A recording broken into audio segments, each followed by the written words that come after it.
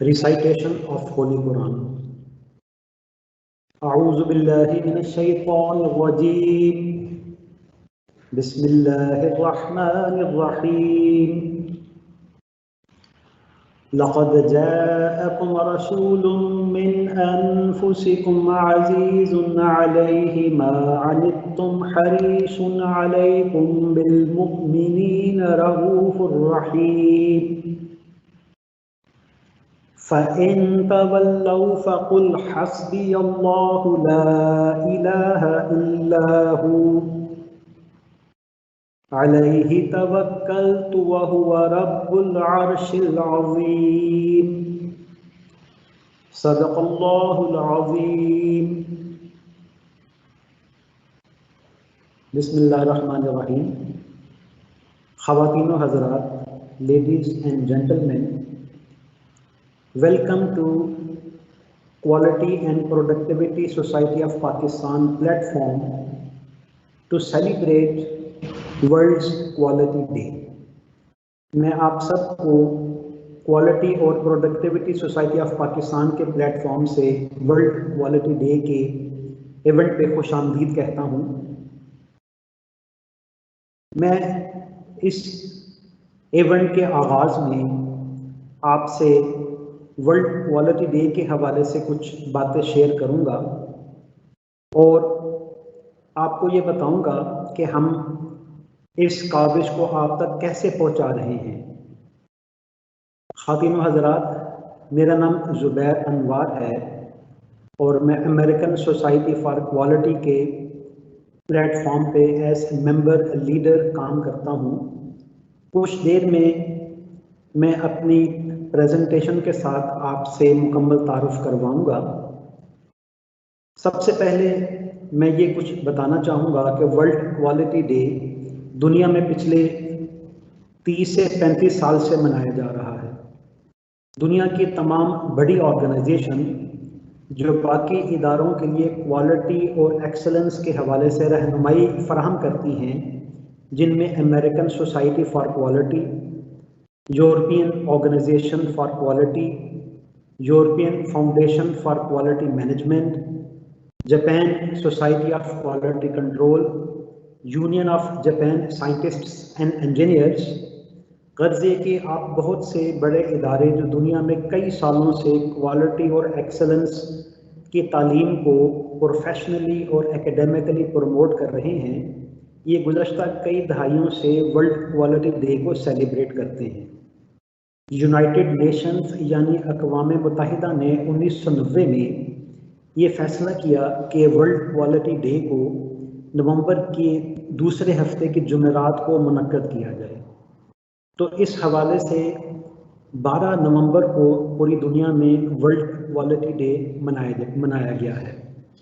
World quality day सिर्फ एक दिन तक महदूद है।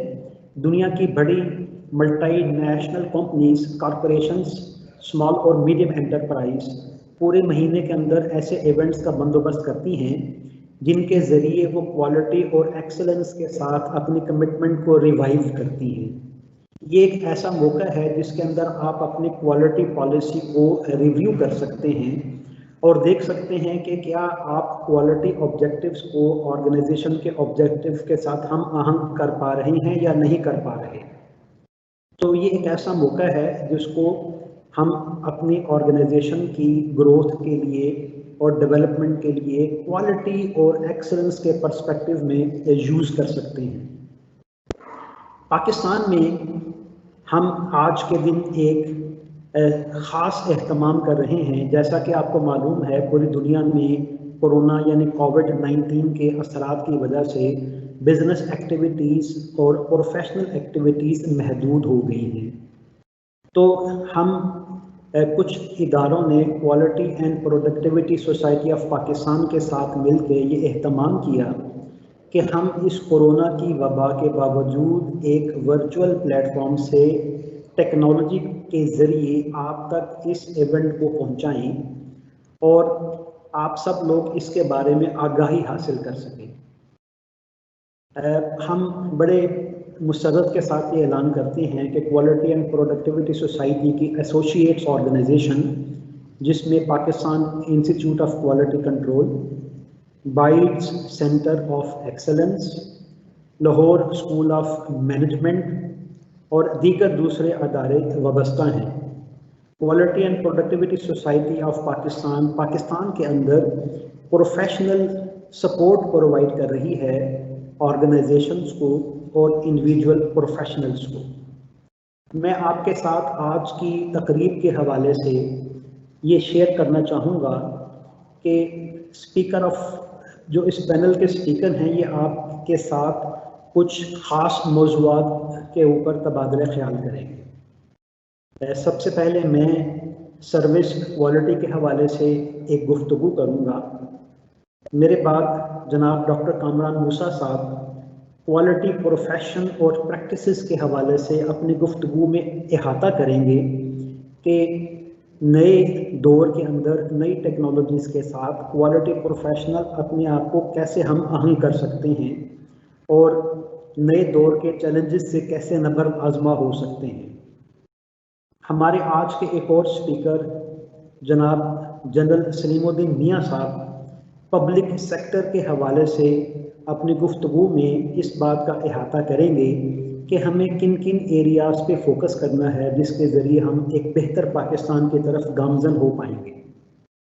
हमारे चौथे स्पीकर जनाब एजाज़ यूसुफ साहब जो एजुकेशन के प्रोफेशन से ताल्लुक़ रखते हैं, वो अपने तजर्बे और अपने नज़रियात की रोशनी में आपसे ये तबादला ख्याल करेंगे कि एजुकेशन सेक्टर के अंदर क्वालिटी और एक्सेलेंस के जो नए चैलेंजेस हैं उनको कैसे हासिल किया जा सकता है। हम बाखुशी आपसे ये भी शेयर करना चाहेंगे कि अगर आप इन स्पीकर से कोई सवाल करना चाहें तो आप चैट बॉक्स के अंदर अपने सवालात पोस्ट कर सकते हैं। हम कोशिश करेंगे कि कुछ सेलेक्टेड सवालों के जवाब दे सकें और तमाम सवालों का अहाता शायद मुमकिन ना हो, लेकिन उसके बावजूद अगर कुछ सवाल रह जाएं तो आप हमारे एसोसिएट इदारों के साथ भी ये सवाल पूछ सकते हैं उनके ईमेल्स पे जो इस प्रेजेंटेशंस के दौरान दिए जाएंगे। हमारा closing note doctor Ali Sajid साहब की तरफ से होगा जो quality and productivity society of Pakistan के मौजूदा चेयरमैन हैं।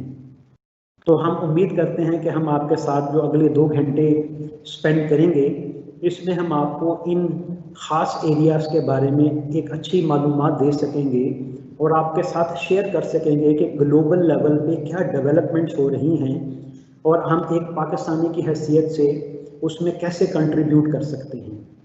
मैं बड़ी खुशी के साथ आपसे ये बात शेयर कर रहा हूँ कि हमारे इस सेशन में बहुत सारे पाकिस्तानी प्रोफेशनल्स पार्टिसिपेट कर रहे हैं जो पाकिस्तान से भी ऑनलाइन मौजूद हैं। उसके अलावा मिडल ईस्ट, यूरोप और अमेरिका से भी पाकिस्तानी प्रोफेशनल्स इस सेशन को ज्वाइन किए हुए हैं।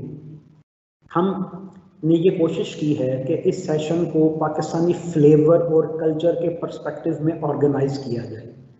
तो ऐसे हमारे दोस्त जो इस सेशन से फ़ायदा उठाना चाहते हैं लेकिन वो उर्दू ज़ुबान को नहीं समझते, तो मैं उनसे रिक्वेस्ट करूँगा कि वो इस सेशन को बेशक वो अटेंड ना करें। उनके लिए और भी प्लेटफॉर्म्स और फोरम्स मौजूद हैं जो हम किसी और मुनासिब मौके पे लेके आएंगे। इससे पहले कि हम अपनी गुफ्तगू का आगाज़ करें और सेशंस को फॉर्मली ओपन करें, मैं इस मौके पे Pakistan institute of quality control का ख़ास तौर पर शुक्रिया अदा करना चाहूँगा जिनकी अनथक मेहनत और फुल डेडिकेशन के साथ ये मुमकिन हुआ कि हम ये इवेंट आपके साथ ऑर्गेनाइज करें और आप तक पहुँचाएँ। तो मैं कुछ जो जिन स्टाफ और प्रोफेशनल्स ने इसमें भरपूर किरदार अदा किया मैं उनके नाम देना चाहूँगा और आपसे भी भरपूर पजीराई की अपील करूँगा। इसमें मिस फरजाना खान, जनाब हसन कामरान साहब और जनाब नईम शहजाद, इन सब के तवस्सुत से इस वक्त ये इवेंट आप तक लाइव भी पहुँच रहा है। तो मुझे उम्मीद है कि आप इनको अप्रिशिएट करने में मेरा भरपूर साथ देंगे। इसके साथ ही हम अपने पहले सेशन का आगाज़ करते हैं और हमारा जो पहला सेशन है वो मेरे से रिलेटेड है। नाजरीन और सामीन, हमारे आज के सेशन का थीम है Pakistan on the road to excellence. हम सब पाकिस्तानी अपने मुल्क को बेहतर और बेहतरी की तरफ गामज़न देखना चाहते हैं। दुनिया की अगर पिछली 100 साल की तारीख को देखा जाए तो मालूम होगा कि क्वालिटी और एक्सेलेंस ने दुनिया के तरक्की याफ्ता मुल्कों के लिए ख़ास तौर पर एक चेंज एजेंट का काम किया है। दुनिया में क्वालिटी के दो स्कूल ऑफ थॉट्स रहे हैं, एक अमेरिका से रिलेटेड, दूसरे जापान से रिलेटेड। और आप ये अगर क्वालिटी की हिस्ट्री से वाकिफ़ हैं तो आप देखेंगे कि इन दोनों मुल्कों की तरक्की में क्वालिटी और एक्सेलेंस की कमिटमेंट जो कि इंडिविजुअल लेवल पे भी मौजूद रही, इंडस्ट्री लेवल पे भी मौजूद रही, कम्युनिटी लेवल पे भी मौजूद रही और नेशनल लेवल पे भी मौजूद रही। उसका नतीजा ये निकला कि ये दोनों अक़वाम दुनिया की तरक्की में सर फहरिस्त हैं। मैं आपके साथ आज के सेशन के अंदर सर्विस क्वालिटी के हवाले से बात करूंगा। इससे पहले कि मैं अपनी गुफ्तगू का आगाज़ करूं और आपको बताऊं कि सर्विस क्वालिटी के हवाले से मेरे पास कहने के लिए क्या है, मैं अपने बारे में आपसे कुछ शेयर करूंगा। मैं एक bytes centre of excellence global के नाम से एक इदारा चला रहा हूं और उसमें एज ए थॉट लीडर के तौर पे काम करता हूं। अमेरिकन सोसाइटी फॉर क्वालिटी के साथ मैं पिछले 15-16 साल से वाबस्ता हूँ और एज ए मेंबर लीडर काम कर रहा हूँ और उनको कई रोल्स में सपोर्ट कर रहा हूँ, जिसमें ASQ अवार्ड बोर्ड पे voting member, service quality body of knowledge के चेयरमैन की हैसियत से और technical community council cube of peer group पे मेंबर की हैसियत से काम कर रहा हूँ। इसके अलावा मेरी कुछ पब्लिकेशंस भी हैं जो अमेरिकन सोसाइटी फॉर क्वालिटी और जुरैन इंस्टीट्यूट के साथ मौजूद हैं। Institute of electrical and electronics engineers के साथ भी मैं एज सीनियर मेंबर वाबस्ता हूँ। पिछले कुछ सालों से मैं टुम स्कूल ऑफ मैनेजमेंट जर्मनी के साथ एज गेस्ट स्पीकर भी काम कर रहा हूँ और लीन सिक्स सिग्मा के हवाले से मेरी कंट्रीब्यूशन को ग्लोबल लेवल पे तस्लीम भी किया गया और मुझे उसके लिए अवार्ड भी दिए गए हैं। ये मुझे एक कॉमन अवार्ड जो एडेक्स और टुम की तरफ से पिछले साल मिला था और मुझे बताया गया कि उस वक्त तक तकरीबन 1.25 लाख लोग मेरी जो एजुकेशन के ऊपर कंट्रीब्यूशन थे उससे मुस्तफ़ीद हो चुके हैं। इस साल ये तादाद 2.5 लाख तक पहुंच चुकी है, लेकिन कोविड की वजह से वो हमने सेलिब्रेशन थोड़ी सी आगे पोस्टपोन कर दी है। सितंबर 2020 में अमेरिकन सोसाइटी फॉर क्वालिटी ने मेरा प्रोफाइल अपने लीडिंग मैगजीन क्वालिटी प्रोग्रेस में दुनिया के साथ शेयर भी किया और मुझे सब लोगों से मुबारकबादें भी वसूल हुई हैं। मैं अमेरिकन सोसाइटी फॉर क्वालिटी के साथ सर्विस क्वालिटी डिवीज़न के अंदर पिछले कई सालों से एक प्रोजेक्ट पे काम करता रहा, जिसमें दुनिया की एक ग्लोबल टीम मुझे सपोर्ट कर रही थी और वो लोग सर्विस ऑर्गेनाइजेशन से वाबस्ता थे। हमने 4-5 साल की मेहनत के बाद एक नया फ्रेमवर्क इवॉल्व किया जिसको मैंने सर्विस क्वालिटी व्हील का नाम दिया। आज के सेशन में मैं आपसे शेयर करूंगा कि सर्विस क्वालिटी व्हील क्या है और दुनिया के अंदर अब इसको एक नई गाइडलाइन के तौर पे, एक नए रेफरेंस के तौर पर क्यों देखा जा रहा है। इससे पहले कि मैं फ्रेमवर्क को एक्सप्लेन करूं, मैं आपको ये बताना चाहूँगा कि दुनिया भर में जो सर्विस सेक्टर है ये मैन्युफैक्चरिंग सेक्टर से एक्सीड कर गया है। अगर आप OECD से वाबस्ता ममालिक की GDP देखें तो उसमें सर्विस सेक्टर की कंट्रीब्यूशन मैन्युफैक्चरिंग से बहुत ज़्यादा हो चुकी है। तो हमने आप सब ये भी वाकफियत रखते हैं कि दुनिया के अंदर टेक्नोलॉजी के नए पैराडाइम आ गए हैं। दुनिया इस वक्त इंडस्ट्री 4.0 की टेक्नोलॉजीज़ को इस्तेमाल कर रही है और ये बात अब सिर्फ थेरी या यूनिवर्सिटी की तालीम तक महदूद नहीं है। पिछले 10 साल से ज़्यादा अरसे से दुनिया में जो इंडस्ट्री 4.0 की टेक्नोलॉजीज़ हैं, जिनमें कुछ अगर मैं नाम ले पाऊँ, cloud computing, cyber security, artificial intelligence, internet of things, big data, ये सब चीज़ें दुनिया को टेक ओवर कर चुकी हैं और इसके अंदर अब नई डेवलपमेंट्स, इन्वेंशंस, इनोवेशन हो रही हैं। इस इंडस्ट्रियल रेवोल्यूशन की वजह से क्वालिटी का जो पैराडाइम है उसके अंदर भी एक शिफ्ट आ गया है। तो क्वालिटी अब सिर्फ टेंजिबल प्रोडक्ट को असेस करने में, क्वालिटी एश्योर करने में, कंट्रोल करने तक महदूद नहीं है। अब दुनिया के अंदर इंटेंजिबल चीज़ों का यानी सर्विस क्वालिटी के बारे में भी नए स्कूल ऑफ थॉट्स मौजूद हैं। हमने इस चीज़ का इदराक किया और अमेरिकन सोसाइटी फॉर क्वालिटी के अंदर हमने इस कुछ इंडस्ट्रीज़ को सेलेक्ट किया जिनके लिए हम एक service quality body of knowledge का फ्रेमवर्क प्रपोज कर सकें। ये फ्रेमवर्क रिलीज़ हो चुका है और अमेरिकन सोसाइटी फॉर क्वालिटी के पेजेस पे अवेलेबल है, आप भी इसको फ्री डाउनलोड कर सकते हैं। अगर मैं यहाँ पे कुछ इंडस्ट्रीज़ के नाम ले सकूँ जो इस फ्रेमवर्क से डायरेक्टली बेनिफिट ले सकती हैं, तो दुनिया में बहुत से नए इमर्जिंग बिजनेसेस हैं जो सर्विस सेक्टर में काम कर रहे हैं। मिसाल के तौर पर फैसिलिटी मैनेजमेंट, मिसाल के तौर पर customer service, health care, e business, e governments, education, next generation service, service quality excellence programs, airline industry, public transport वगैरह वगैरह। यहाँ पे मैंने 29 के वो नाम लिखे हुए हैं, या बाद में इसको खुद भी देख सकते हैं, लेकिन मैं यहाँ पे एक बड़ी ज़रूरी बात आपको ये बताना चाहूँगा कि दुनिया के अंदर अब डिजिटल बिजनेस मॉडल फ़रोग पा रहे हैं। अभी कोविड के अंदर आपने देखा कि दुनिया की जो बड़ी मईशतें थी वो इसलिए सस्टेन और सरवाइव कर पाई कि उनके पास कंटिन्यूटी के लिए, डिज़ास्टर रिकवरी के लिए ऑलरेडी डिजिटल सॉल्यूशन मौजूद थे। इवन वहाँ की यूनिवर्सिटीज़ के पास भी एडेक्स के हवाले से बहुत बड़ा प्लेटफॉर्म मौजूद था। उसकी वजह से बिजनेस कंटिन्यूटी इंटरप्ट तो हुई, लेकिन उस पैमाने पे मुतासर नहीं हुई जो इस डिजिटल मॉडल की अदम मौजूदगी में हो सकता था। तो एक बहुत बड़ी कैटास्ट्रॉफी थी, उसके इम्पैक्ट को कम कर दिया गया इन डिजिटल बिजनेस मॉडल्स और एसोसिएटेड टेक्नोलॉजीज़ की वजह से। तो अब मैं ये फ्रेमवर्क थोड़ा सा शेयर करूँगा। इस फ्रेमवर्क को अप्लाई करने से पहले थोड़ा सा इसके कॉन्सेप्ट्स को समझना पड़ेगा। इसके अंदर 2 कंपोनेंट्स हैं। अगर आप इस व्हील के अंदरूनी नीले रंग के छोटे व्हील को देखें, उस पे 5 चीज़ें मौजूद हैं जो सर्विस क्वालिटी के कॉन्सेप्ट को एक्सप्लेन करती हैं, जिसके अराउंड ये सिस्टम बिल्ड किया गया है। उन 5 चीज़ों के अंदर customer and market focus, number 2 employee focus, 3 communication, number 4 service delivery और नंबर 5 इनोवेशन मौजूद हैं। तो सर्विस क्वालिटी के ये 5 बेसिक कॉन्सेप्ट्स हैं। इन बेसिक कॉन्सेप्ट्स को बाकी बिल्डिंग ब्लॉक्स के अंदर एम्बेड किया गया है।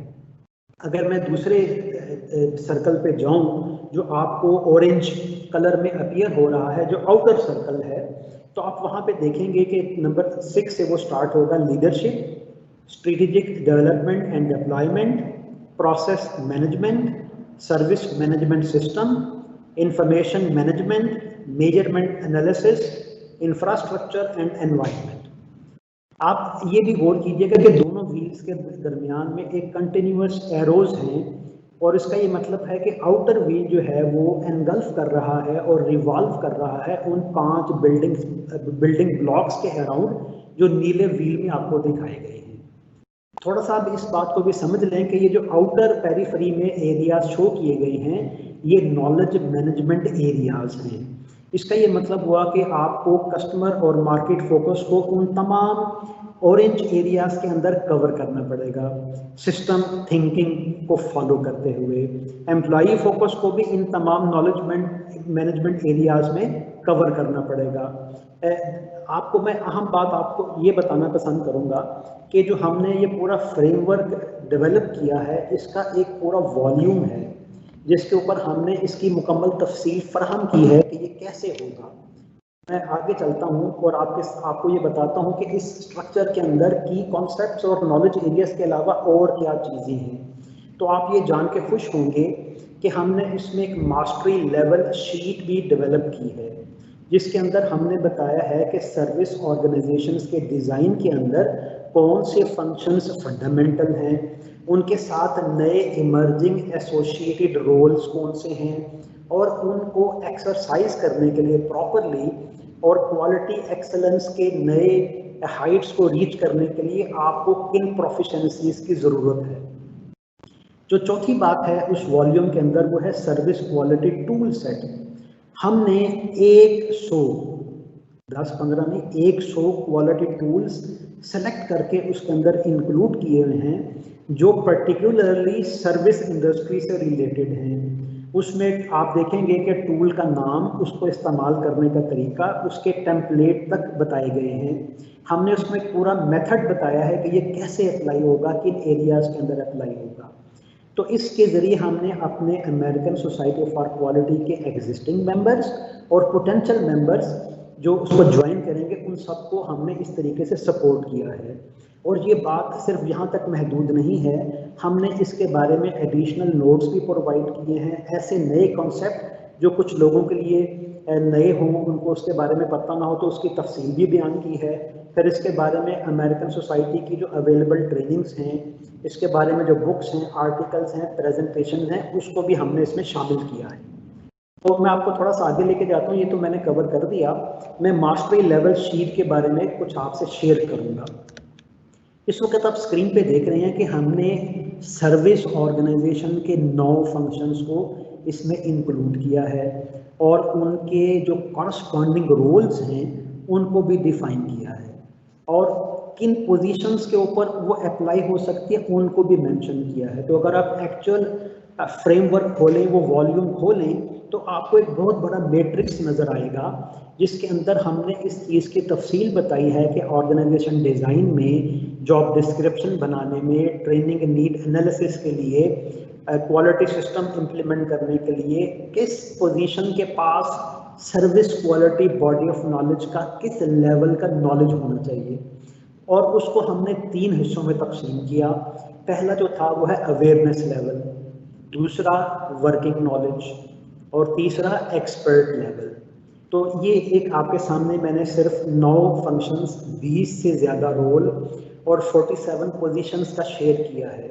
इसके ऊपर हमने मैपिंग की है उन 5 सर्विस क्वालिटी कॉन्सेप्ट्स और service quality management knowledge areas की, और वो एक बहुत बड़ा मैट्रिक्स है जिसको आप A3 पे प्रिंट भी कर सकते हैं। चौथी बात जो सर्विस क्वालिटी टूल्स के हवाले से मैंने आपसे शेयर किया कि सर्विस क्वालिटी टूल जो है, मिसाल के तौर पर SWOT, मिसाल के तौर पर 5 फोर्सेस, मिसाल के तौर पर XY मैट्रिक्स, मिसाल के तौर पर होशिन प्लानिंग, होशिन मैट्रिक्स वगैरह वगैरह। तो हमने 100 क्वालिटी टूल्स का इंतखाब किया जो सर्विस ऑर्गेनाइजेशंस में अप्लाई हो सकती है। और यहाँ पे अब आपको थोड़ा सा इस बात को भी समझना पड़ेगा कि जो सर्विस ऑर्गेनाइजेशन है, अब उसकी बहुत बड़ी एग्जिस्टेंस डिजिटल बिजनेस मॉडल की शक्ल में है। और अब आप अगर देखें, हमने जो शुरू में आपके साथ 29 इंडस्ट्रीज को रेफर किया जिनको हमने अपने मद्देनजर रखा इस वॉल्यूम को जनरेट करते हुए कि वो उनके अंदर डायरेक्टली बेनिफिट करता है। ये काविश यहाँ पे ख़त्म नहीं हो रही, ये कंटिन्यूड है। और जो लोग क्वालिटी को समझते हैं वो ये बात जानते होंगे कि क्वालिटी का पार्ट एंड पार्टिसिपल जो है वो क्या है, कंटिन्यूस इम्प्रूवमेंट। ये उसका एक अहम जुज़्व है। तो as part of continuous improvement ASQ, और मैं उस एफर्ट को लीड कर रहा हूँ जिसमें ASQ उसको मुसलसल इम्प्रूव कर रहा है, और हम अपने इंटरनेशनल वॉलंटियर्स के साथ, और आपको भी मैं उस जर्नी में इनवाइट करूंगा कि आएँ और इस जर्नी का हिस्सा बने, अमेरिकन सोसाइटी फॉर क्वालिटी का पार्ट बने और कंट्रीब्यूट करें, और एक पाकिस्तानी की हैसियत से उस पर फिर आप फ़ख्र महसूस करेंगे कि आप इस इंटरनेशनल कंट्रीब्यूशन का पार्ट होंगे। ये उन वॉलंटियर्स के नाम हैं जिन्होंने इंटरनेशनली इस कावश के अंदर जो था मेरा साथ दिया था। तो ये तकरीबन 25 लोगों की टीम थी जो मुख्तलिफ सर्विस इंडस्ट्री से ताल्लुक़ रखते थे, और इस पूरे बॉडी ऑफ नॉलेज को इन्होंने गो थ्रू किया, इम्प्रूव किया, और उसके बाद हमने इसको डिलीवर किया। और ASQ ने इसको, मैंने आपसे शेयर किया है कि अपनी वेबसाइट पे होस्ट भी किया है। तो आप हमसे ये शेयरिंग भी ले सकते हैं कि ये कहाँ पे मौजूद है। ASQ का अगर आप पार्ट बनना चाहते हैं उसके बारे में भी हम आपको आगाह कर सकते हैं। आप इसके लिए QPSP प्लेटफॉर्म से भी रिज्यू कर सकते हैं, Pakistan institute of quality control से भी रिज्यू कर सकते हैं, बाइट सेंटर ऑफ एक्सेलेंस से भी रिज्यू कर सकते हैं। तो ये ऑन गोइंग चीज़ है, ये अभी ख़त्म नहीं हुई। और बाइट्स के हवाले से अगर मैं आपको एक लास्ट मैसेज दूं तो वो ये है कि ये एक इंटरनेशनल क्वालिटी एक्सपर्ट्स का नेटवर्क है और हम हर उस चीज़ को बेहतर करने का अज़म रखते हैं जो बिज़नेस से रिलेटेड है, जो इनोवेशन से रिलेटेड है, जो एक्सेलेंस से रिलेटेड है और टेक्नोलॉजी से रिलेटेड है। तो अभी आप स्क्रीन पे हमारे कुछ सोशल मीडिया हैंडल्स भी देख रहे हैं जिनके ज़रिए आप हमें अप्रोच भी कर सकते हैं।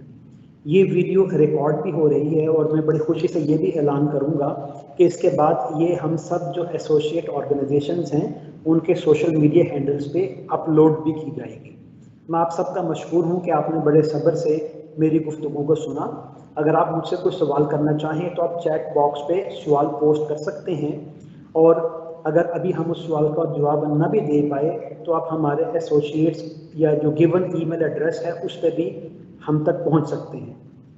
मैं आपका बहुत मशहूर हूं कि आपने मेरी गुफ्तगू को सुना। Thank you very much.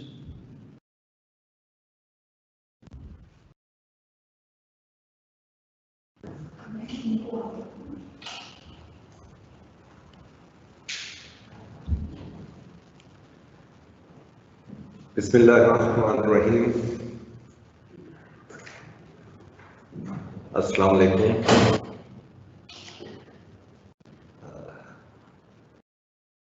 Welcome to this webinar on basically World Quality Day.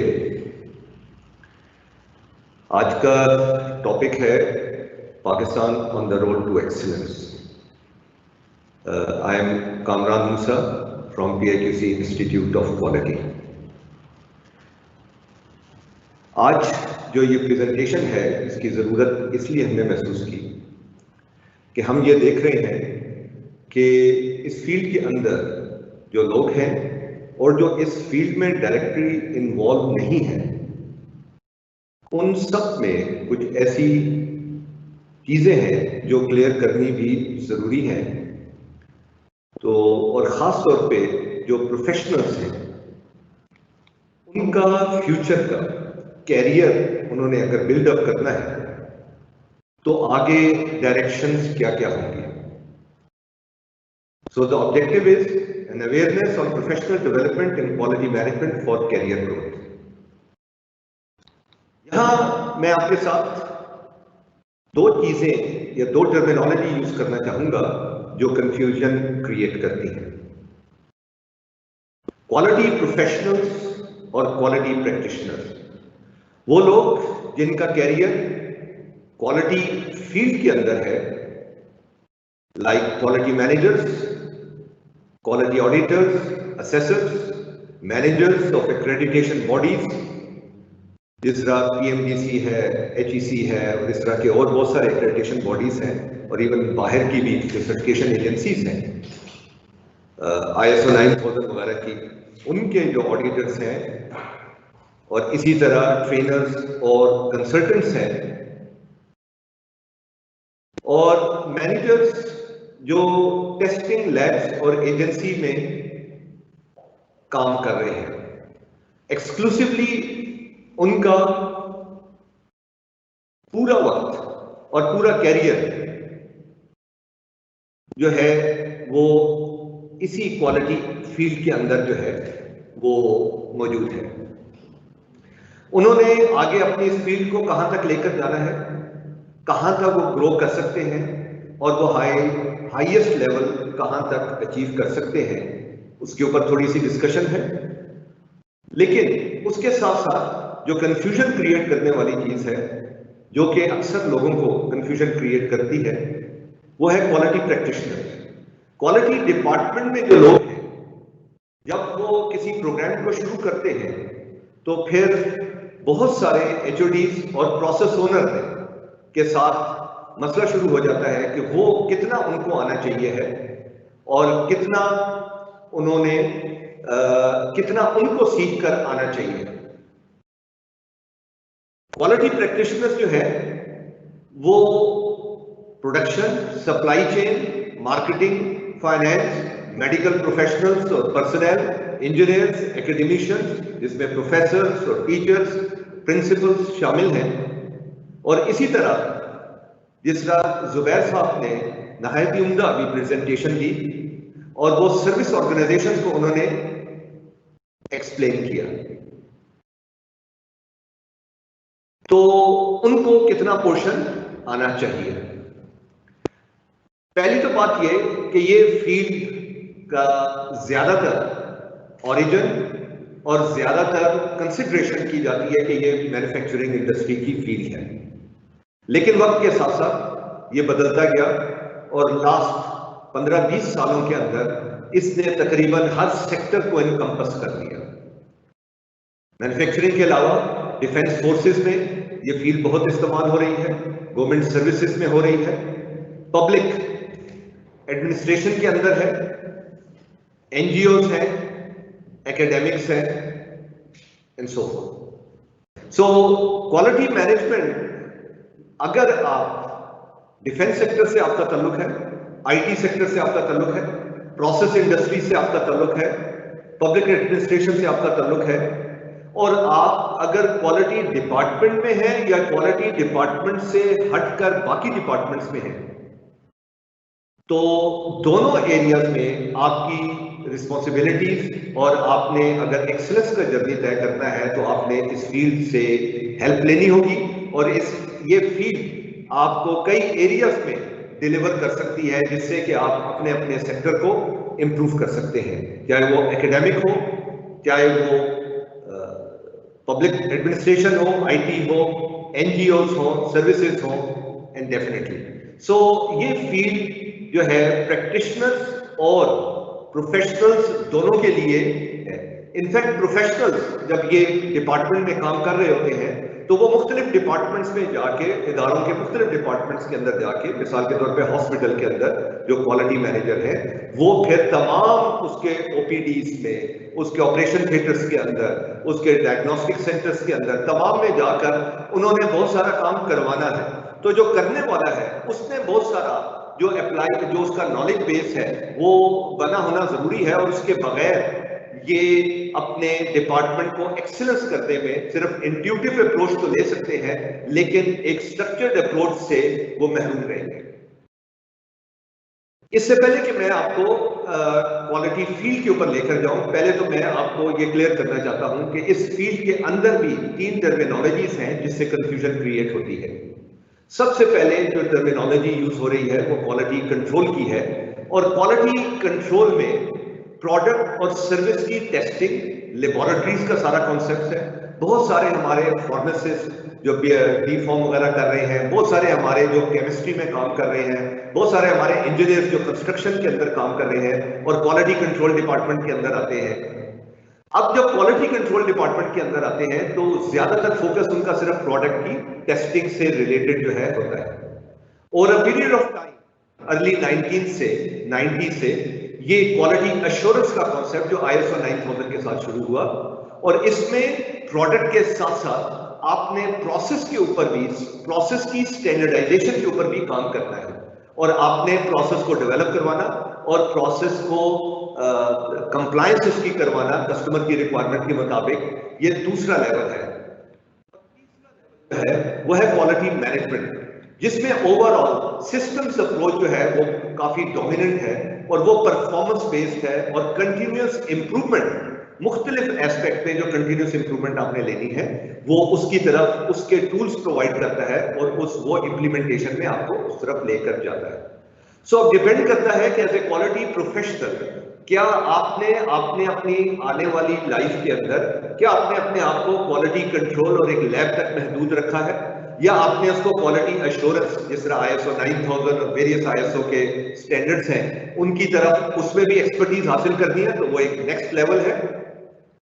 So level 1 जो है वो आपका लेबोरेटरीज और टेस्टिंग के ऊपर आपको महदूद करेगा, और आपका प्रोफेशन जो है वो सिर्फ एक लेवल 1 के लेवल का प्रोफेशनल रहेगा। अगर आपने ये डिसाइड करना है कि इस फील्ड में ग्रो करना है तो आपको लेवल 2 की तरफ अपने आप को ले जाना होगा, और वो सिस्टम्स और SOPs की डेवलपमेंट, ऑपरेशंस, जितने आपकी बैंक है, हेल्थ केयर है, एजुकेशन है, या आपके दूसरे प्रोसेसेस है, मैन्युफैक्चरिंग के अंदर भी बहुत सारे सर्विस डिपार्टमेंट हैं, जिस तरह IT है, जिस तरह और भी बहुत सारे आपके एडमिन है, आपके परचेजिंग है, सप्लाई चेन है, एंड सो फॉर्थ, मार्केटिंग है, सेल्स है। इस सारे डिपार्टमेंट्स में इनके अपने अपने ऑपरेशंस को स्टैंडर्डाइज कैसे करना है और फिर इनका ऑडिट कैसे करना है एंड सो फोर्थ। ये जो सारा लेवल है ये लेवल 2 के ऊपर है और ये आपको कैरियर के दूसरे लेवल पे लेके चला जाता है। और तकरीबन मिड 90s से जो पाकिस्तान के अंदर काफी इस पे काम हुआ और ISO के वेरियस स्टैंडर्ड जो है मुख्तलिफ ऑर्गेनाइजेशन ने अडॉप्ट किए, उसमें फिर बहुत सारे लोगों ने अपने आप को अपग्रेड किया। Now the third level is strategic and continuous improvement status। क्या आपकी अगर आपका defect rate, rejection rate, rework rate या एकेडमिक आउटकम जो है आपके जितने भी आपके आउटकम्स हैं आपके ऑर्गेनाइजेशंस के जो कस्टमर्स के लिए या मार्केट में है, क्या ओवर द लास्ट 1-2 ईयर्स उसमें कितने % आपने ग्रोथ की, क्वालिटी में कितना इंप्रूव किया, प्रोडक्टिविटी में कितना इंप्रूव किया और उसको किस तरह करवाना है। ये थर्ड लेवल है जिसको कि हम क्वालिटी मैनेजमेंट का लेवल जो है ये कहते हैं।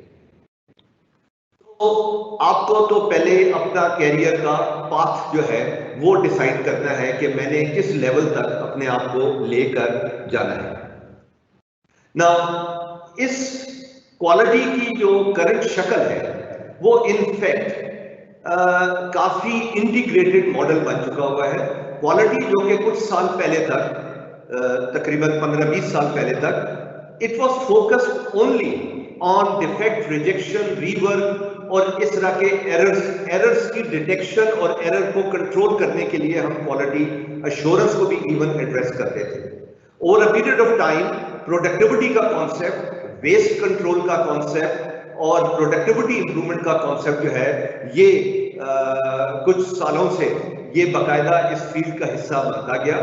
और अब आजकल जिस तरह जुबैर साहब ने भी अभी थोड़ी देर पहले आपके साथ डिस्कशन में पॉइंट आउट किया कि अब डेटा इतने बड़े पैमाने के ऊपर इंटरनेट के ऊपर जो है और मुख्तलिफ सिस्टम्स जनरेटेड डेटा इतना आना शुरू हो गया है कि जो टेक्नोलॉजीज अब यूज हो रही हैं उसमें सिस्टम में के अंदर से बहुत सारा डेटा है और वो डेटा मैनुअली देखने की बजाय हमें सिस्टम्स के थ्रू देखना है। तो ये जो लोग प्रोफेशन के अंदर हैं उन्होंने अपने आप को बिग डेटा या डेटा साइंस के ऊपर करना होगा। आपने सुना ये टर्मिनोलॉजी अब यूज हो रही है इंडस्ट्री 4.0 जिसमें आप बहुत सारी इंडस्ट्रियलाइजेशन जो है वो इंटरनेट के ऊपर और बिग डेटा के ऊपर बेस कर रही है।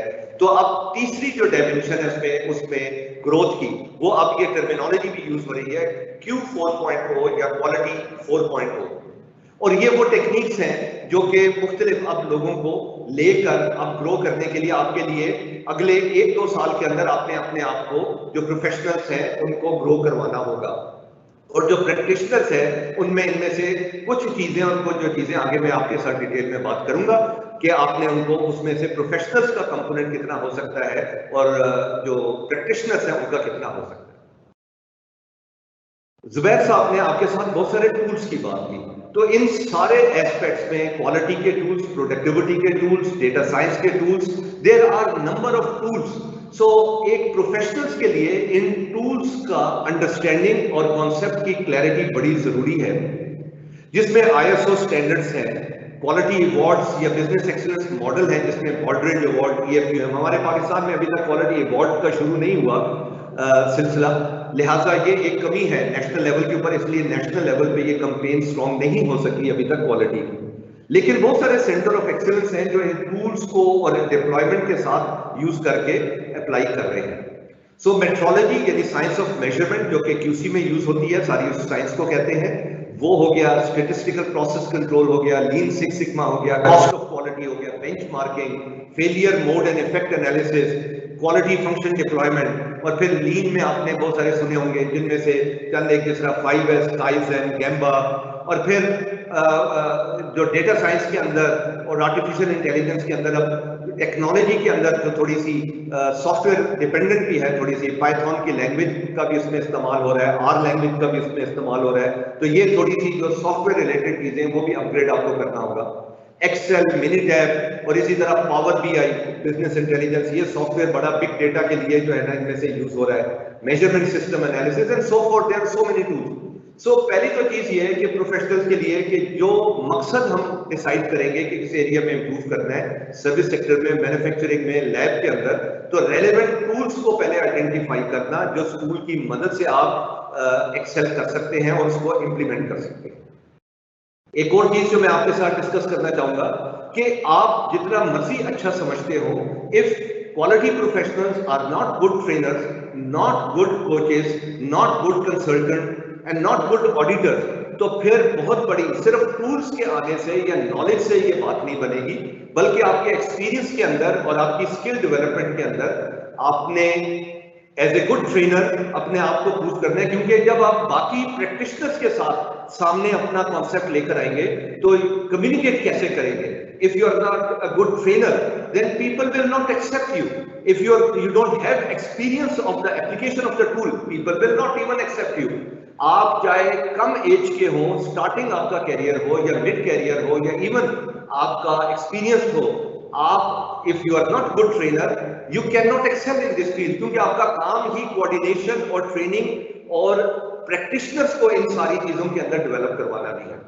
सो कोचिंग की, कंसल्टिंग की, ऑडिटिंग की, ये स्किल्स है बाकायदा जो एक्सपीरियंस और नॉलेज दोनों के साथ डिपेंडेंट है, और आपने अपने आप को इन एरियाज को कैसे ऑडिट करना है। ISO 9000 की बात करते हैं तो ISO 9000 है क्या, ISO 9000 को इम्प्लीमेंट कैसे करना है और ISO 9000 को ऑडिट कैसे करना है। These are 3 different skills. तो ये स्किल्स भी अपने अंदर जो लोग लॉन्ग टर्म कैरियर को अपनाना चाह रहे हैं वो याद रखें कि इन स्किल्स के बगैर आप इवन एक कंपनी के अंदर भी, जरूरी नहीं है कि एक ट्रेनिंग कंपनी के लिए आपको ट्रेनर होना जरूरी है, एक किसी भी कंपनी में काम करने के लिए आपको ट्रेनर, कंसल्टेंट, कोच इंडिविजुअल, यानी आप जो उनके साथ डिस्कशन कर रहे हैं, और ऑडिटिंग, ये सारी स्किल्स जरूरी है। नाउ द थर्ड एरिया जो कि यूजुअली नेग्लेक्टेड है, that area is quite concerning.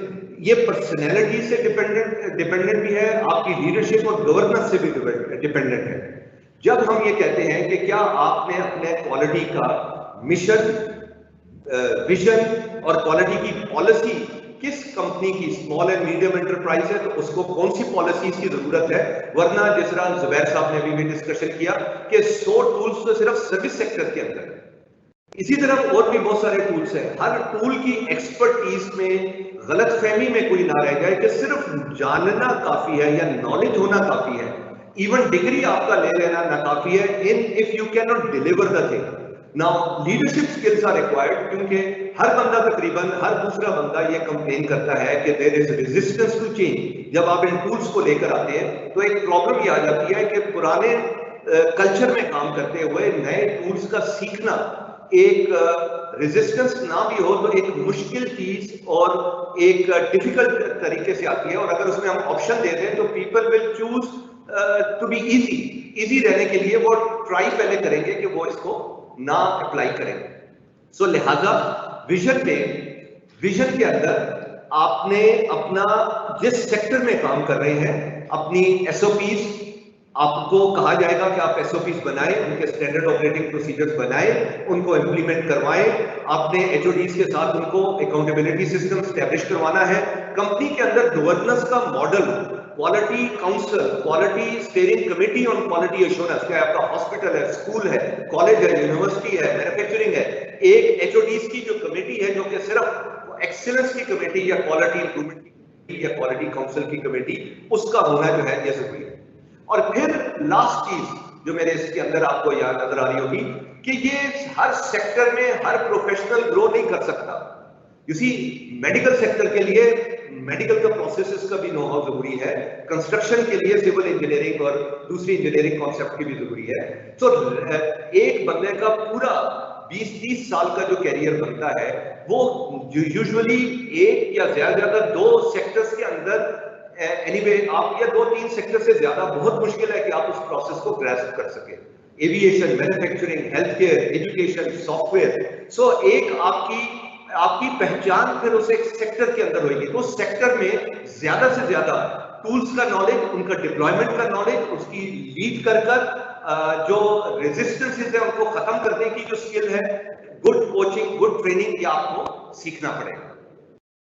अब ये आपने भी देखा होगा कि लीन के अंदर जो सिर्फ डिफेक्ट्स था, जो कॉन्सेप्ट था, जो कि नंबर 3 पे आपको नजर आ रहा है, उससे बात अब बढ़ के प्रोडक्टिविटी इंप्रूवमेंट का मतलब यह है कि अब आप पूरे बिजनेस को कंट्रोल करने की बात कर रहे हैं, बिजनेस इंप्रूव के ऊपर आ गए तो स्ट्रेटेजिकली काफी लेवल हाई हुआ। इन्वेंट्री मैनेजमेंट भी आने चाहिए, वेटिंग टाइम और साइकिल टाइम्स को कैसे कम करना है, इसी तरह मोशंस और ट्रांसपोर्टेशन, लॉजिस्टिक्स वगैरह को भी इस फील्ड के अंदर आ गए हैं, जो कि प्रोडक्टिविटी इंप्रूवमेंट में इसकी जरूरत होगी। सो आपकी लीडरशिप में आपने अपने आप को एक सिर्फ क्वालिटी प्रैक्टिशनर या क्वालिटी प्रोफेशनल नहीं, बल्कि क्वालिटी लीडर के तौर के ऊपर फ्यूचर हमारे कंट्री में भी इसकी जरूरत है। We need quality leaders. Quality leaders can be the quality professionals and can be the practitioners. Either of them will be basically quality leaders होंगे। गोल सेट्स करें अपने, और फिर उन गोल्स के मुताबिक आपने किस लेवल तक ले जाना है, किस लेवल तक आपने ले जाना है, उस लेवल के फिर अपने टूल्स को सिलेक्ट करना है। एकदम सारे टूल्स चाहे ना आ सके, लेकिन जिस गोल को जो ग्रेजुअली जो गोल सेट करेंगे, यानी किसी वक्त आपको सिक्स सिग्मा की जरूरत है जब आप इंप्रूवमेंट की तरफ ले जा रहे हैं, किसी वक्त आपको हाउसकीपिंग के लिए 5S की जरूरत है, किसी वक्त आपको TPM टोटल प्रोडक्टिव मेंटेनेंस मशीनों पे आप फोकस कर रहे हैं। तो मुख्तलिफ जो सेगमेंट्स हैं उसके अंदर आप ऑर्गेनाइजेशन को मुख्तलिफ एरिया की तरफ पुश करते हैं, और पुश करके साथ ले जाना, सबको कन्विंस करना, ये आपका बहुत बड़ा रोल होगा। और इससे कम अपना टारगेट को ना सेट कीजिएगा, और उस लीडरशिप के लिए आप अपने आप को जितनी आप कैपेसिटी बिल्डिंग कर सकते हैं, और जितनी पर्सनैलिटी इंप्रूव कर सकते हैं, और जितनी अपने एक्सपीरियंस को एनरिच कर सकते हैं, ये जस्टिफिकेशन बिल्कुल ना काफी है कि कंपनी में मैनेजमेंट की कमिटमेंट नहीं थी तो लिहाजा मैं नहीं कर सका या नहीं कर सकी उसको apply. This commitment, this shows lack of commitment. आपको अपने आप को वो स्किल सीखनी है जिससे नॉन कमिटेड पर्सन को कमिटमेंट में लाना है। This by itself is component of this field. और मुख्तलिफ डिपार्टमेंट्स आपके पास आएंगे, मुख्तलिफ डिपार्टमेंट्स के अंदर आपने क्वालिटी को, किसी एरिया में आप क्वालिटी को इंप्रूव कर रहे हैं, किसी जगह आप प्रोडक्टिविटी को इंप्रूव कर रहे हैं, व्हाई नॉट इंश्योरिंग के क्वालिटी जो है ना सफर हो और प्रोडक्टिविटी इंप्रूव हो। क्योंकि बिजनेस के लिए अगर आप प्रोडक्टिविटी को छोड़ दें तो फिर बिजनेस ठप भी हो सकती है, जस्ट बिकॉज आपने इतनी इंप्रूव कर दी कि आप उसको प्रोडक्टिविटी को नहीं किया, कॉस्टिंग आपने जो है ना उसकी बढ़ा दी। तो ये जो कंपेटिटिवनेस है इसको भी इंश्योर करना है, इसलिए ये एरिया भी दरमियान में बड़ा इंपॉर्टेंट है। सो कॉमन डेवलपमेंट, जो क्वालिटी प्रैक्टिशनर्स हैं, उन्होंने जिस एरिया पे क्वालिटी प्रोफेशनल और प्रैक्टिशनर दोनों मिलकर जब गोल सेटिंग करें तो उसके मुताबिक वो जो टूल्स हैं क्वालिटी प्रोफेशनल से अगर सीख लें। कई इदारे हैं जिनमें क्वालिटी प्रोफेशनल नहीं है, मसलन गवर्नमेंट सेक्टर है, मिनिस्ट्रीज हैं, हॉस्पिटल्स हैं, उनके अंदर स्कूल्स हैं, कॉलेजेस हैं, तो उसके अंदर ये गलतफहमी ना पैदा हो जाए कि क्योंकि क्वालिटी डिपार्टमेंट नहीं है इसलिए क्वालिटी मैनेजमेंट की जरूरत नहीं है। आपको ये टूल ही बहुत बड़ा पुश देकर ऊपर बढ़ा सकते हैं। सो लेसन ऑफ टुडे, इसके साथ ही मैं अपना ये सेशन को जो है ना क्लोज करता हूं। Future of quality is bright only. अगर आपने अपने आप को सिर्फ QC तक महदूद रखा तो फिर एक बहुत ही लिमिटेड आपने कैपेसिटी और पोटेंशियल होते हुए अपने आप को लिमिटेड कर दिया, या अपने इदारे को या एज ए प्रोफेशनल आपने। If professionals prepare and develop themselves, this is only possible अगर आप ये कमिटमेंट करें कि मैंने विड्थ में भी और डेप्थ में भी दोनों अपने ये एरिया जो हैं, टूल्स भी, उसके बाद उसकी ट्रेनिंग और कोचिंग के डायमेंशन भी, और फिर आपने गवर्नेंस और लीडरशिप को भी इंप्रूव करना है। Plan your future and future career accordingly based on आपने अपना जो अगला से 1 डिकेड को, 5 साल को, 10 साल को किस हाइट पे लेकर जाना है, ताकि आप इस कंट्री के अंदर भी या जिस कंट्री पे भी काम कर रहे हैं, दैट डजंट मैटर, लेकिन आप अपने आप को उस हाइट तक लेकर जाएं जहां कि हम सब जो है फख्र से ये कह सकें कि क्वालिटी, और क्वालिटी एक हॉलमार्क है Pakistan. Thank you very much and I hope कि आपको ये आपके लिए यूजफुल होगा। Thank you. आपने अभी ये 2 बड़े अच्छे मज़ामीन के ऊपर आपने लेक्चर सुने जो कि बेसिक कॉन्सेप्ट्स के ऊपर थे और बहुत ही ऊंचे दर्जे के थे। मैं आपको अब पब्लिक सेक्टर जो है, जिसमें ज़्यादातर सरकारी इदारों से ताल्लुक़ है, उसकी क्वालिटी के मुतालिक मैं आपके साथ थोड़ी 15-20 मिनट बात करूंगा। और इसमें आपको मैं बताना चाहूँगा कि इसके क्वालिटी के सफ़र में पब्लिक सेक्टर का क्या रोल रहा है और कहाँ वो किस रुख किस तरफ जा रहा है। मगर सबसे बड़ा मसला जो पब्लिक सेक्टर के अंदर है इसमें यह है कि इसमें कस्टमर को पहचानना बड़ा मुश्किल काम है। प्राइवेट सेक्टर में तो ये आसानी है कि आपका कस्टमर मौजूद है जो कि आपकी प्रोडक्ट या सर्विस के लिए पैसे देने के लिए तैयार है। ये चीज जो है पब्लिक सेक्टर में मौजूद नहीं है। और सबसे मुश्किल काम जो है पब्लिक सेक्टर का वो है कस्टमर को पहचानना।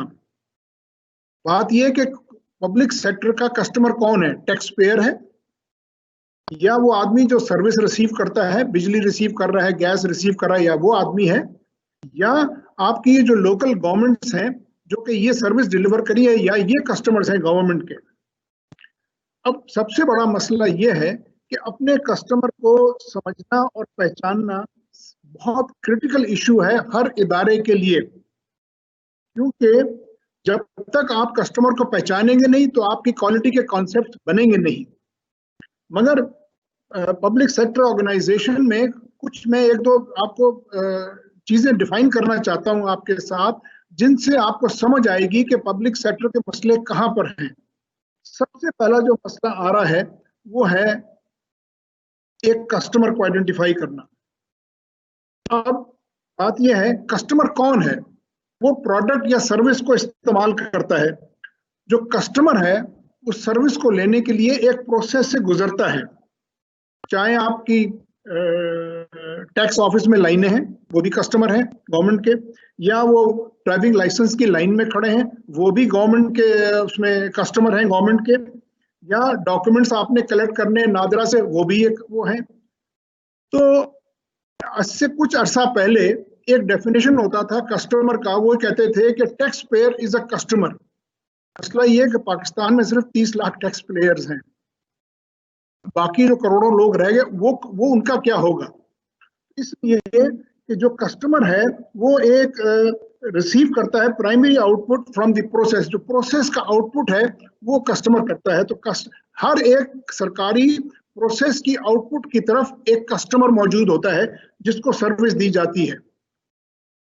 दूसरी एक चीज और है, बड़ी इंपॉर्टेंट है, मेरा बड़ा तजुर्बा है पब्लिक सेक्टर के साथ। मैंने कभी वहां ये नहीं सुना पब्लिक सेक्टर में कि स्टेक होल्डर्स कौन है इस पब्लिक सेक्टर के।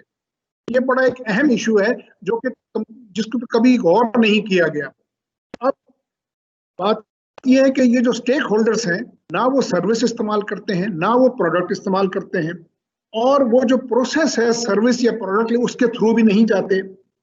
ये लोग जो हैं इनका एक इंटरेस्ट है कि ये जो प्रोसेस है सरकारी ये किस तरह रन कर रहे हैं। इसके अंदर आपकी जो स्टेक होल्डर्स हैं इसमें आपकी कंप्लायंस एजेंसीज आ जाती हैं। ये जो आजकल आप देख रहे हैं कि ये बैंकों में कंप्लायंस का बड़ा इशू है, स्टेट बैंक आपका बड़ा इसमें इन्फोर्स कर रहा है। दूसरा रेगुलेटरी अथॉरिटीज आ जाती हैं जिसके अंदर आपकी पेमरा है, ओगरा है, ये नादरा भी अपना नैब है। ये सब रेगुलेटरी अथॉरिटीज एक किस्म की हैं जो कि ये ग्रुप जो हैं ये एक ओवरसाइट प्रोवाइड करते हैं टू दी सर्विसेज जो कि सिटीजन्स को दी जाती हैं। और इनका जो टोटल इंटरेस्ट ये है कि जो तरीका कार है चलाने का वो एक मखसूस तरीके से चलाया जाए। तीसरी कैटेगरी जो है वो है प्रोसेस पार्टनर्स की। बात ये है कि ये वो एंटिटीज हैं जो मिलके एक कस्टमर को सर्विस प्रोवाइड करती हैं। ये वो ऑर्गेनाइजेशनें हैं जो एक प्रोसेस के ऊपर भी हैं नीचे भी मौजूद हैं, और ये सब मिलके एक सर्विस प्रोवाइड करते हैं। ये कोलैबोरेट करते हैं एक दूसरे से महकमे, फिर ये डॉक्यूमेंट्स प्रोवाइड करते हैं, इंफॉर्मेशन प्रोवाइड करते हैं या नॉलेज प्रोवाइड करते हैं। ये सब मिलके एक सर्विस प्रोवाइड करते हैं। अब हमारा ये ख्याल है, और आज तक जो क्वालिटी के मुतालिक बात होती है उसमें कहते हैं जो अगला काम करने वाला है वो आपका कस्टमर है या इंटरनल कस्टमर है। ये अब तस्वुर जो है बदलना शुरू हो गया है। अब ये एक्चुअली पार्टनर्स हैं एक सर्विस प्रोवाइड करने में। अब एक सरकारी इदारा है उसके 7-8 ब्रांचेस हैं फॉर एग्जांपल। हम ये नहीं कह सकते कि साहब ये एक दूसरे के कस्टमर्स हैं, ये एक्चुअली एक दूसरे के पार्टनर्स हैं, और ये पार्टनर्स मिलके एक सर्विस प्रोवाइड करते हैं अपने कस्टमर्स को। ये बहुत जरूरी है समझना इन तीनों चीजों को। मगर मसला अब यहाँ आया जो जिसपे मैं एक्चुअली फोकस करना चाहता हूँ। पब्लिक सेक्टर के अंदर ये सबसे अहम पोर्शन है जो मैं आज बात कर रहा हूं। पब्लिक सेक्टर के अंदर जो स्टेक होल्डर्स हैं, यानी स्टेक होल्डर्स कौन है? ये जनाब आपकी रेगुलेटरी अथॉरिटीज हैं, ये आपकी कंप्लायंस की अथॉरिटीज हैं, ये दो मेजर अथॉरिटीज जो हैं। तो पब्लिक सेक्टर के अंदर स्टेक होल्डर्स का सबसे बड़ा अहम रोल मौजूद है, और जो कहते हैं ना वॉइस ऑफ द कस्टमर कहलाती है या वॉइस ऑफ द प्रोसेस। तो पब्लिक सेक्टर के अंदर जो रूल्स रेगुलेशंस बन रहे हैं वो voice of the stakeholders है। यहां पर मसला खड़ा हो जाता है, और ये जो वॉइस ऑफ द कस्टमर नहीं है, voice of the stakeholder है। जितने आप रूल्स कानून देख रहे हैं बनते हुए, ये स्टेक होल्डर्स की रिक्वायरमेंट को मीट करने के लिए वो बन रहे हैं, आपकी और मेरी रिक्वायरमेंट्स के लिए नहीं बन रहे। इसलिए बहुत सारे आपको देखेंगे गवर्नमेंट के इदारों से डील करने में बेतहाशा फ्रस्ट्रेटेड कस्टमर्स मौजूद हैं कि कहते हैं हमें समझ नहीं आ रही है किस किस्म का रूल बना है। ये रूल बना है जो आपकी रेगुलेटरी और कंप्लायंस अथॉरिटी है उनको सेटिस्फाई करने के लिए। अब ये इशू एक्सप्लेन करता है कि इस कदर मुश्किल है क्वालिटी कॉन्सेप्ट इंट्रोड्यूस कराना पब्लिक सेक्टर के अंदर। ये वजूहात हैं, क्योंकि बात यह है कि जब आपने कस्टमर को पहचाना ही नहीं, और सारी क्वालिटी का जो कॉन्सेप्ट है जो आप पहले भी सुन चुके हैं वो कस्टमर के इर्द गिर्द घूमता है। अब जब वो कस्टमर पहचाना ही नहीं आपने, और आपने रेगुलेटरी और कंप्लायंस एजेंसीज को आगे रख दिया, तो क्वालिटी तो पीछे चलेगी ना। क्वालिटी पीछे चली गई, कस्टमर को आपने पहचाना नहीं, तो ये बड़ा एक मसला है। और ये इसकी वजह से क्वालिटी के कॉन्सेप्ट पब्लिक सेक्टर में लाने में बड़ी मुश्किल पैदा होती है। बहरहाल ये मैंने आपको पहले पोर्शन में समझाना था कि जनाब क्या मुश्किलात क्या है, क्यों नहीं पब्लिक सेक्टर में ये जो कॉन्सेप्ट आपने इतने अच्छे कॉन्सेप्ट सुने अभी, ये क्यों नहीं रेडली जो प्राइवेट सेक्टर के अंदर मौजूद हैं ये पब्लिक सेक्टर में क्यों नहीं आ सकते? उसकी ये वजूहत है कि यहाँ पर अभी हमने कस्टमर को आइडेंटिफाई ही नहीं किया है। जब कस्टमर आइडेंटिफाई नहीं हुआ तो फिर क्वालिटी कहाँ से आएगी? बिकॉज क्वालिटी तो कस्टमर के इर्द गिर्द घूमती है। बहरहाल अब ये बात करने के बाद मैं आपको, क्योंकि हमारा आज का सब्जेक्ट है Pakistan on the road to excellence, तो मैं आपको एक सफर पे ले चलता हूं और आपको बताना चाहता हूं कि पाकिस्तान के पब्लिक सेक्टर में पिछले 25 साल में क्या कुछ हुआ, क्या क्या उसमें हमें सक्सेसेस मिली, कहाँ कहाँ हमारे फेलियर्स हुए और हमारे मसले हुए। मगर एक बात मैं आपको पहले बता दूं कि लगातार एफर्ट्स हो रहे हैं, कई जगह सक्सेस है, कई जगह फेलियर्स है, मगर हिम्मत नहीं हारे लोग करने वाले अभी तक लगे हुए हैं। जो कि आप अभी जरा थोड़ी सी हिस्ट्री सुनेंगे जो कि बहुत सारे लोगों के इल्म में होगी, मगर इतनी डिटेल्स में नहीं होगी जितनी मैं आपको बताने वाला हूं। और कुछ लोग तो थोड़े हैरान भी होंगे सुन के कि साहब हमें तो पता ही नहीं कि ये हो रहा है पाकिस्तान में। मत घबराइए, मैं आपको बताता हूँ और कब से हो रहा है। सबसे पहली बात हुई सन 95 में, जब उस वक्त एक टीम ने, बड़े कमिटेड लोग थे जिसमें ये डॉक्टर साहब, कामरान साहब अभी जो बोल के गए, ये सबसे आगे थे उस वक्त।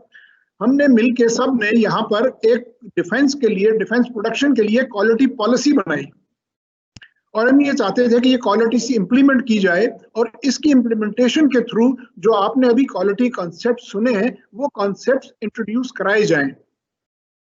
और उसके अंदर सबसे जो बड़ी बात जो थी उस पॉलिसी के अंदर वो ये थी, हम ये चाह रहे थे कि जो डिफेंस प्रोडक्शन डिवीजन है, आपके इल्म में होगा कि इनके कई प्रोडक्शन यूनिट्स भी हैं आगे, जो आप अल खालिद टैंक का नाम सुनते हो, टेक्सला में है, पाकिस्तान ऑर्डिनेंस फैक्ट्रीज हैं, कामरा हैं, और भी इनके इदारे हैं जो इनके नीचे आते हैं, प्रोडक्शन यूनिट्स हैं इनकी बाकायदा। इस क्वालिटी पॉलिसी में हम एक चीज हाईलाइट करना चाहते थे, और हम ये चाह रहे थे कि इनके जो प्रोडक्शन इदारे हैं ये डिफेक्ट डिटेक्शन स्ट्रेटेजी से, मतलब डिफेक्ट ढूंढने से स्ट्रेटेजी से निकले, जो कि पुराना तरीका है इंस्पेक्ट करने का, उससे निकलें। और ये जो क्वालिटी कंट्रोल की आपने बात सुनी, उस कंट्रोल से निकलें और अब वो डिफेक्ट प्रिवेंशन की स्ट्रेटेजी के ऊपर जाएं। मतलब एक तो है कि नुक्स पैदा हो गया, हम उसको जाके ढूंढें और आइडेंटिफाई करें और रीवर्क में जाएं। दूसरा ये है कि हम ऐसे प्रोसेसेस बनाएं जिनसे नुक्स आए ना, और आए तो बड़ी जल्दी पकड़ा जाए, ताकि हमें रीवर्क और उसके जो नुकसानात है उसमें हम ना जाएं। तो ये बड़ी अहम बात थी, और हम यही चाह रहे थे कि जिस तरह अंग्रेजी में कहते हैं कि डिफेक्ट डिटेक्शन की स्ट्रेटेजी को बदल के हम डिफेक्ट प्रिवेंशन स्ट्रेटेजी में चले जाएं। मगर याद रहिए ये 1995 की बात है, तो लोगों को समझाने में बड़ी मुश्किल पड़ गई हमें कि साहब ये डिफेंस पॉलिसी क्यों है और किस लिए है। तो बड़ी हमने कराया, मगर बहरहाल वो कुछ हो नहीं सका। कोई बात नहीं, आगे की बात चल पड़ते हैं हम। फिर जनाब 1996 में जब पाकिस्तान के अंदर ISO 9000 के स्टैंडर्ड्स का बातचीत शुरू हुई, और उस वक्त इंडस्ट्री जो थी वो भी सोच ही रही थी कि भाई हम इसको अपने आप को सर्टिफाई कराएं, ये क्या स्टैंडर्ड्स हैं और इनका हमें क्या फायदा होगा। ये अभी इंडस्ट्री में डिबेट चल ही रहा था, सन 95-96 की बात है ये। उस वक्त अगर आपको याद हो, गवर्नमेंट ने एक इंसेंटिव भी दिया था इंडस्ट्री को कि अगर वो सर्टिफाई करवाते हैं तो उसके जो खर्चा है उसका आधा पैसा गवर्नमेंट पाकिस्तान अदा करेगी। और उस जमाने में 15 लाख रुपए के लगभग लगते थे, तो गवर्नमेंट उनको आधा पैसा दे रही थी। उसके बावजूद वो लोग सोच रहे थे कि साहब ये क्या चीज आ गई है और हम इसको सर्टिफाई करें, हमें क्या फायदा होगा, बिजनेस को क्या फायदा होगा। और ये उनका डिबेट चल रहा था अभी मुख्तलिफ चेंबर्स के अंदर। उस वक्त ईमी कॉलेज है पिंडी में एक, उसमें फैसला किया गया कि जनाब हम इस कॉलेज को ISO 9000 से सर्टिफाई कराते हैं। अच्छा, अब जरा प्लीज नोट करें, बड़े अहम फैसले हुए इसके बाद। एक फैसला हो गया साहब इसको सर्टिफाई कराना है, इसके बाद बड़े अहम फैसले हुए कई। पहला फैसला ये हुआ कि जनाब हम with due apologies to all the consultants, हम एक्सटर्नल कंसल्टेंट हायर नहीं करेंगे। ये मैं आपसे बात कर रहा हूँ 96 की। एक्सटर्नल कंसल्टेंट नहीं हायर होगा और सारी एक्सपर्टीज इंप्लीमेंटेशन के दौर में ही सीखेंगे लोग और उसी से एक्सपर्टीज डेवलप होगी। तो इन हाउस लर्निंग होगी और उसी के साथ अच्छा ये सारी जो होगी और खुद ही जैसे लोग सीखेंगे भी और इंप्लीमेंट भी करते जाएंगे। Time is a material. उसका नतीजा ये हुआ कि ये जो सर्टिफिकेशन थी इसको 2 साल से ऊपर लग गए। और इसको जो लीड किया था इस सारे एफर्ट को, वो एक बड़े नौजवान और बड़े हिम्मत वाले और बड़े पुरजोश एक हमारे थे साहब। वो अमेरिका से नए नए PhD करके आए थे, जॉर्ज वॉशिंगटन यूनिवर्सिटी अमेरिका से। अगर आपको शायद पता हो, ये साहब थे बैठे हुए, अली साजिद साहब थे। ये वेरी एंथुसियास्टिक, वो अभी भी ऐसे ही हैं, वो बहुत मेहनती ऊपर से। बहरहाल ये लीड में थे। तो जब ये हमने इसको इस तरह काम किया, 2 साल से ऊपर लगे इसको सारे करने में। ये हुआ कि एक तो इसके जो प्रोसेस था सारा, इसके बहुत सारे ओनर्स निकल आए, बहुत लोगों ने इसको ओनअप करना शुरू कर दिया बिकॉज वो इसका हिस्सा थे। तीसरा चीज ये थी कि जो हमारी नॉलेज बेस बनी वो बड़ी फिनोमिनल थी। और जब ये लोग कॉलेज से निकलकर बाकी जगहों में गए तो एक बड़ी स्ट्रॉन्ग फाउंडेशन बनी जो कि बाकी फौज के इदारों में इंप्लीमेंट करने में हमें ज्यादा मुश्किल नहीं पेश आई। तो ये बड़े अहम फैसले थे 2। नंबर 1 कि हम एक्सटर्नल कंसल्टेंट नहीं हायर करेंगे, और दूसरा ये था कि हम साथ साथ लर्निंग होती जाएगी। और आप हैरान होंगे कि 96 के अंदर, उस जमाने में ये कॉन्सेप्ट ज्यादा लोगों के इल्म में नहीं थे।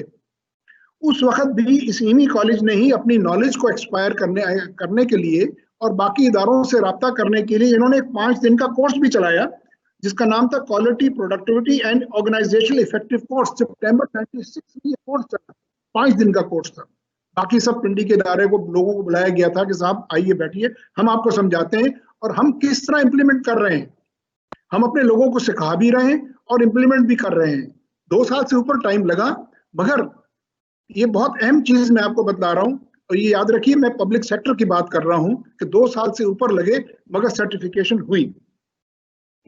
अच्छा, इसके बाद क्या होता है कि पाकिस्तान में 96 में ही एक इदारा बनाया गया, Pakistan standards and quality assurance authority बनाई गई।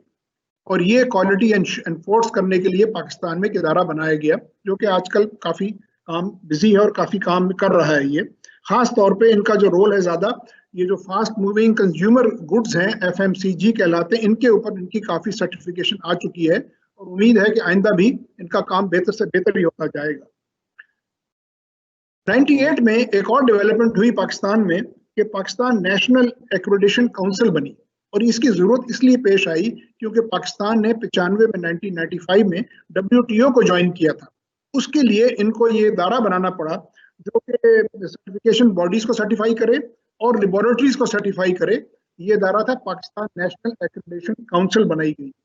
और ये अब इसमें बड़े अच्छे लोग आए शुरू में और बड़ा काम किया, और आते ही उसके म्यूचुअल एग्रीमेंट्स भी हो गए। इंटरनेशनल एक्रेडिटेशन काउंसिल के साथ हुआ इनका एग्रीमेंट, और Asia Pacific laboratory accreditation council के साथ भी इनका एग्रीमेंट हुआ। अच्छा, ये तो यहां हुआ। अच्छा, फिर एक बड़ी इंटरेस्टिंग डेवलपमेंट होती है सन 2000 में। एक प्रेसिडेंशियल डायरेक्टिव आता है जो कहते हैं कि जनाब गवर्नमेंट के सारे इदारे अपना मिशन, अपने गोल्स और अपने ऑब्जेक्टिव्स लिखेंगे। ये एक बड़ी इंटरेस्टिंग बात हुई और उन्होंने जनाब कहा कि इस जब ये लिख लेंगे तो हम इसके बाद इनकी कई प्रोसेस इंडिकेटर्स वगैरह बनाएंगे। अभी ये सिलसिला चल ही रहा था और मैं भी थोड़ा बहुत इसके काम में एक अपने इदारे के साथ मुंसलिक भी था बनाने में ये काम में। अब ये काम अभी चल ही रहा था कि प्लानिंग कमीशन ने ड्यूरिंग दी अपना जो अगला प्लानिंग उनका mid term development framework plan आ रहा था 2005 और 2010 का, इसमें इन्होंने पहली दफा पाकिस्तान की हिस्ट्री में एक चैप्टर ऐड किया क्वालिटी, प्रोडक्टिविटी और स्टैंडर्ड्स।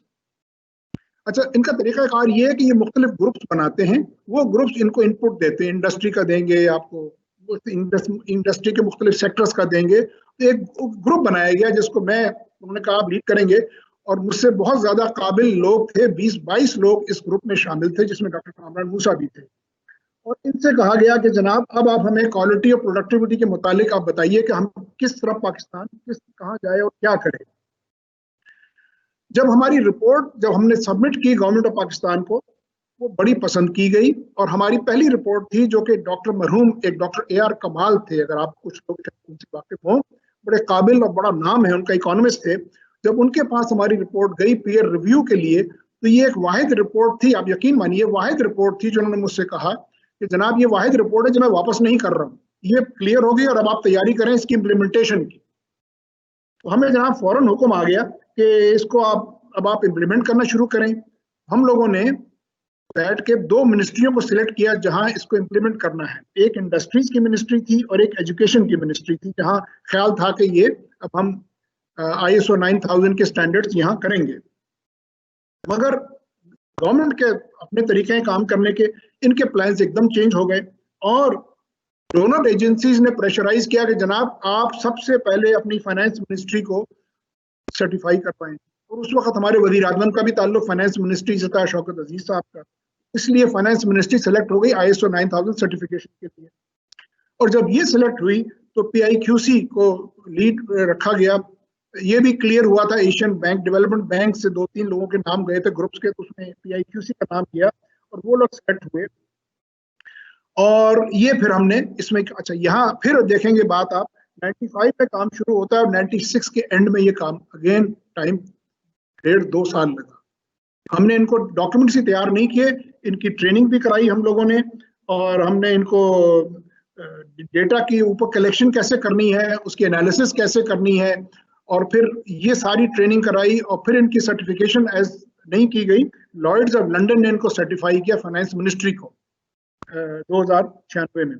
ओवर 100 से ऊपर हम लोगों ने KPIs बनाए थे इनके मुख्तलिफ डिपार्टमेंट को और उसके बाद फिर सब्सिक्वेंट इनकी हमने रिफ्रेशर ट्रेनिंग और इम्प्लीमेंटेशन इनके जो थे हमने रिव्यूज भी PIQC ने करवाए इनके और बड़ा इसका कामयाब हमारा मौका रहा। अच्छा, अब ये हुआ कि 2004 में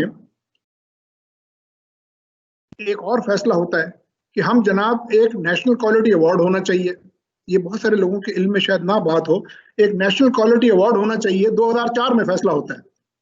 अब इसका जो सारा इसका लॉन्च किया गया और NPO इसका प्राइम लीड में था जिसने ये सारा काम करना था और NPO ने ये कराची में 2004 में इसको बाकायदा प्रेस में करके इसको रिलीज किया कि जनाब ये अवार्ड होगा।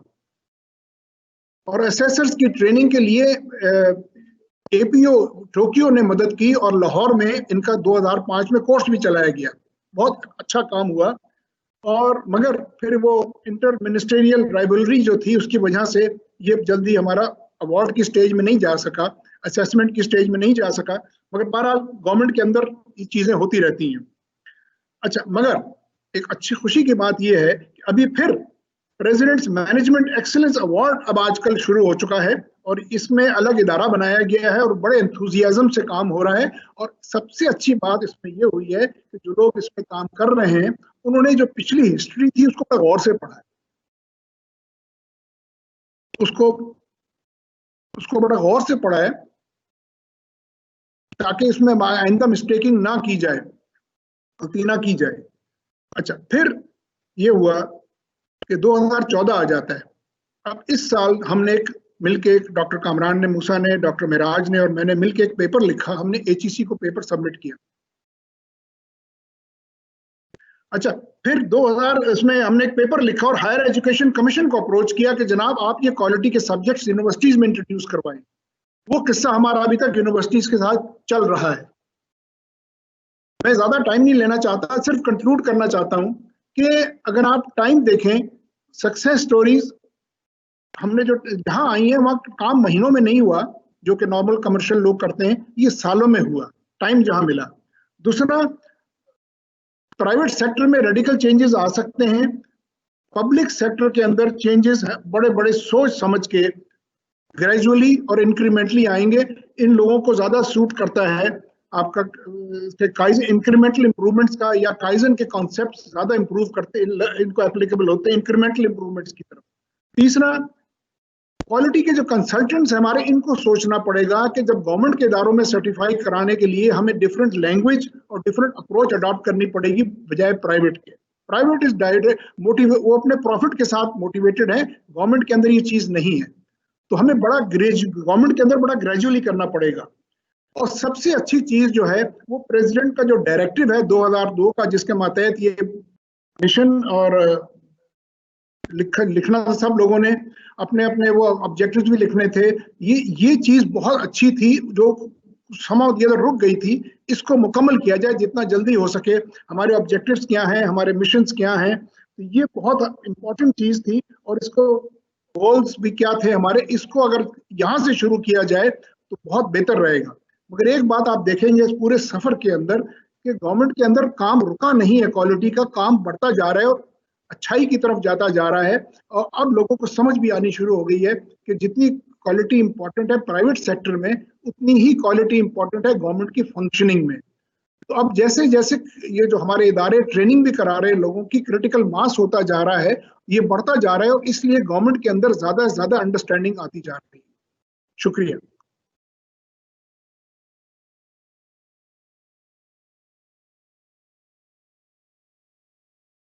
अगर कोई सवाल है तो मैं उसका अभी जवाब दे सकता हूं आपको।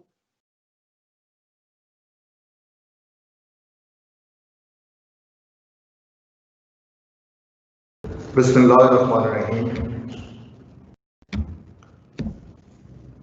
My name is Idal Yusuf and I am Assistant Professor, Operation and Supply Chain Department, School of Business and Economics, University of Management and Technology, Lahore. मेरा जो आज का टॉपिक है वो है क्वालिटी इन एजुकेशन। इसके अंदर दो लफ्ज़ हैं, एक है क्वालिटी और दूसरा एजुकेशन। एजुकेशन क्या है? क्या एजुकेशन ये है कि हम बहुत सारे फैक्ट्स को, फिगर्स को, लफ्ज़ों को याद कर लें। तालीम ये है कि हम बहुत सारे वाक़यात को अज़बर करें। क्या तालीम इसको कहते हैं कि हम मुख्तलिफ कोर्सेज को पास करें और बाद में सर्टिफिकेट मिल जाए जिसको हम डिग्री कहते हैं, या तालीम कुछ और है? और अगर आप देखें तो जो एजुकेशन के गुरु हैं, जो एक्सपर्ट हैं, प्लूटार्च, वो कहते हैं कि तालीम जो है वो ये नहीं है कि जी आप चीज़ों को याद कर लें और एक वैसल की तरह उसमें आपका दिमाग ऐसा है जिसमें आपने बहुत सारी चीज़ें पोर कर रहे हैं, डाल रहे हैं, बल्कि तालीम इस तरह की है जैसे आप आग जला रहे हैं, लकड़ी को आग में डाल रहे हैं। और आज के दौर में आइंस्टाइन ने कहा था कि एजुकेशन या जो तालीम है ये बहुत सारे वाक़यात को याद करने का नाम नहीं, बल्कि दिमाग को ट्रेन करने का नाम है। वो दिमाग जो सोच सके, महसूस कर सके और चीज़ों को आगे ले सके। तो बेसिकली जो हमारी तालीम है वो memorising the facts and figures नहीं, बल्कि हमारे अंदर जो ख़बीदा सलाहियतें हैं उन सलाहियतों को उजागर करने का नाम है। उन सलाहियतों को उजागर करके हमने नए अलूम तलाश करने हैं, नई चीज़ों में कंट्रीब्यूट करना है। नए फैक्ट्स और फिगर्स को एक्सप्लोर करना है, और तालीम के ज़रिए हमने नए जहान जो हैं उनको फतह करना है, उनको आगे लेके जाना है। तो ये जो चीज़ों को मेमोराइज करना, लफ्ज़ों को याद करना, बहुत सारे वाक़यात को अज़बर करना, ये तालीम नहीं है।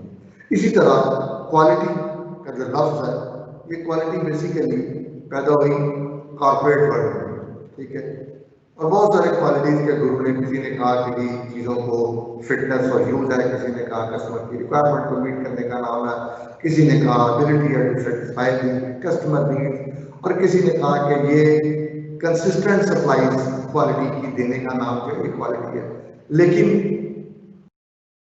जब मैंने सोचना शुरू किया, पढ़ना शुरू किया, महसूस किया कि एजुकेशन के अंदर क्या ये जो क्वालिटी की डेफिनेशन हमने इम्प्लीमेंट करने की कोशिश की और कॉर्पोरेट वर्ल्ड में उससे अच्छे रिजल्ट्स भी लिए हैं। मेरे से पहले कामरान साहब और जनरल सलीमुद्दीन सलीमी साहब इसके ऊपर बात कर रहे थे, तो वो कॉर्पोरेट पर्सपेक्टिव में और पब्लिक सेक्टर के पर्सपेक्टिव में बात कर रहे थे। तो एजुकेशन में क्वालिटी मेरे नज़दीक ये है कि हमने वैल्यूज बिल्ड करनी है अपने स्टूडेंट्स के अंदर, हमने पार्टिसिपेंट्स के अंदर, हमने उनको स्किल्स देनी है, जो टूल्स और टेक्निक्स, और वो टूल्स एंड टेक्निक्स जो हैं वो उनको हेल्प करेंगी to contribute for the good of society. हमने उनके अंदर कुछ काबिलियत पैदा करनी है, able to initiate, inculcate, innovate, और इनोवेशन और क्रिएटिविटी ये खाली बज़वर्ड नहीं है, ये हर दौर की हकीकतें हैं और जिंदा हकीकतें हैं। और अल्लामा इकबाल ने जावेद नामे में कहा कि अल्लाह ताला कहता है कि वो मुसलमान ही नहीं जो इनोवेट नहीं। तो इनोवेशन बहुत ज़रूरी है, और स्किल्स की मदद से, वैल्यूज़ की मदद से, एबिलिटीज़ की मदद से हमने अचीव क्या करना है, हमने अपने आप को स्ट्रॉन्ग करना है इन ऑल एस्पेक्ट्स, हाँ वो रिलीजियस हो जिसको हम मजहबी कहते हैं, इखलाकी हो, मुआशी हो, या जो हमारी कॉम्पिटेंसी या प्रोफेशनल एरियाज के अंदर, उसके अंदर हमें लेके चलते हैं। तो क्वालिटी जो स्टार्ट हुई थी एहसास के साथ कि मैंने चीज़ों के अंदर, प्रोडक्ट और सर्विसेज के अंदर बेहतरी लेके आनी है, वो स्टूडेंट और एजुकेशन में जब आई तो वो कन्वर्ट होगी वैल्यूज, स्किल्स और एबिलिटीज के साथ। इसको मैंने कोशिश की कि क्या इसको आसान लफ्ज़ों में कुछ कहा जा सकता है, तो मेरे ज़हन में ये आया कि क्वालिटी दरअसल एक जज्बा है कि मैंने इस दुनिया को बेहतर करना है। किनके लिए? इंसानों के लिए, हैवानों के लिए और नबातात के लिए, ठीक है। मैंने इस दुनिया को एक बेटर लिविंग प्लेस बनाना है, मैंने इस दुनिया के अंदर खैर बांटने के अमल को जारी रखना है, क्योंकि ये मेरे रसूल अकरम सल्लल्लाहु अलैहि वसल्लम जो कि रहमतुल लिल आलमीन है, ये उनकी सुन्नत है। मैंने इसको उजागर करना है कि इस दुनिया को मैंने बेटर लिविंग प्लेस बनाना है। और अगर मेरा तालिब इल्म, मेरा पार्टिसिपेंट्स, मेरी यूनिवर्सिटी का ग्रेजुएट्स, मेरे कॉलेज से निकलने वाला स्टूडेंट अगर इस सोच या इस पैशन के साथ नहीं आता, तो मेरे ख्याल में वो क्वालिटी नहीं है। क्योंकि क्वालिटी के लिए हमने दरस लेना है हरम से। तो इसीलिए अल्लामा साहब दुआ चुन के एक नज़्म है, उसके अंदर लिखते हैं कि भटके हुए राहों को आहू को फिर सुए हरम ले चल, इस शहर के होकर को फिर हुस्न सहरा दे। तो हमने जो दरस लेना है लोगों की भलाई का, माशरे की भलाई का, तो वही हमने सुए हरम से लेना। अब इंडस्ट्री के अंदर ऑलरेडी जिस तरह बात की है कि क्वालिटी के डिफरेंट लेवल्स हैं, क्राफ्टमैनशिप से स्टार्ट हुई, फिर फोरमैन के ऊपर चले गई, और उसके बाद फिर कहा कि इंस्पेक्शन और टेस्टिंग क्यूसी आ गया, क्वालिटी के क्वालिटी मैनेजमेंट आ गया, फिर हाईएस्ट लेवल में परफॉर्मेंस अवार्ड्स आ गए, जैसे मेलकम मार्केट क्वालिटी अवार्ड है, डैनिंग अवार्ड है, और इस तरह जापान नेशनल अवार्ड है और जेल बैंड अवार्ड है। So there are so many awards. Education के अंदर हमने क्वालिटी को कैसे लेके चलना है, तो इस देखना यह है कि एजुकेशन के अंदर चैलेंजेस क्या है। रिसोर्सेज अवेलेबल नहीं है, जर्नल्स अवेलेबल नहीं है, जो स्टूडेंट्स है वो पढ़ते नहीं है, जिसकी वजह से क्वालिटी स्टूडेंट्स हासिल नहीं है।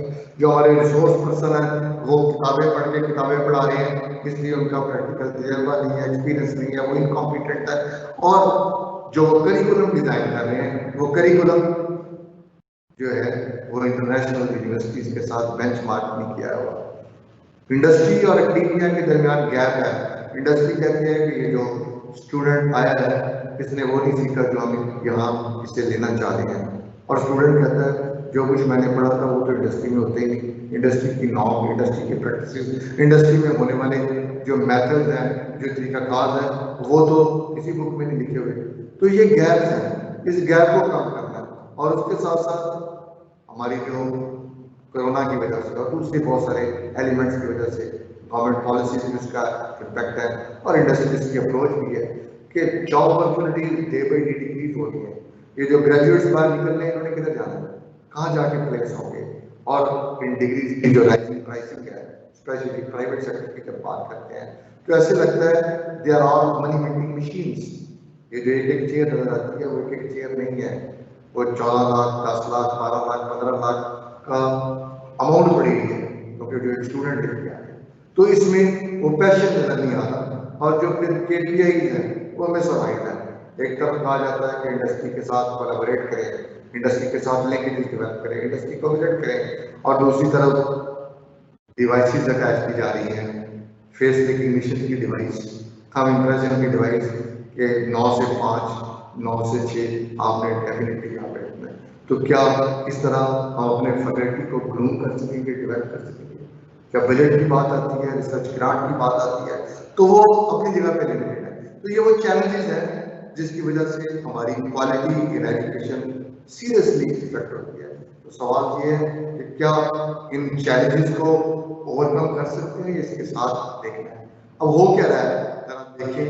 वो हमारे साथ जो है वो ये है कि we are working for some standardisation standards, accreditations, ISO 9000 ले रहे हैं, सेक्टर एसोसिएशन पार्टिकुलर सिस्टम को ले रहे हैं, क्वालिटी एनहांसमेंट सब बनाए जा रहे हैं, जो हायर एजुकेशन कमीशन ने क्वालिटी को मेंटेन करने के लिए और यूनिवर्सिटीज के अंदर मैंडेटरी करार कर दिया गया है।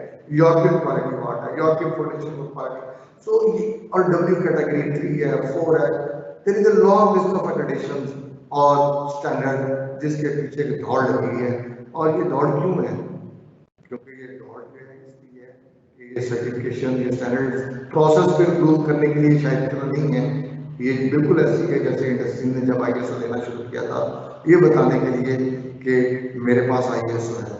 They have used those ISO as a marketing tool, not process improvement tool. इसी तरह अब एजुकेशन सेक्टर के अंदर एक्रेडिटेशन की दौड़ है just to tell the student कि हम हाई रैंक में हैं, हम QS रैंकिंग में यहाँ लाइक कर रहे हैं, फ्लोर रैंकिंग में यहाँ लाइक कर रहे हैं।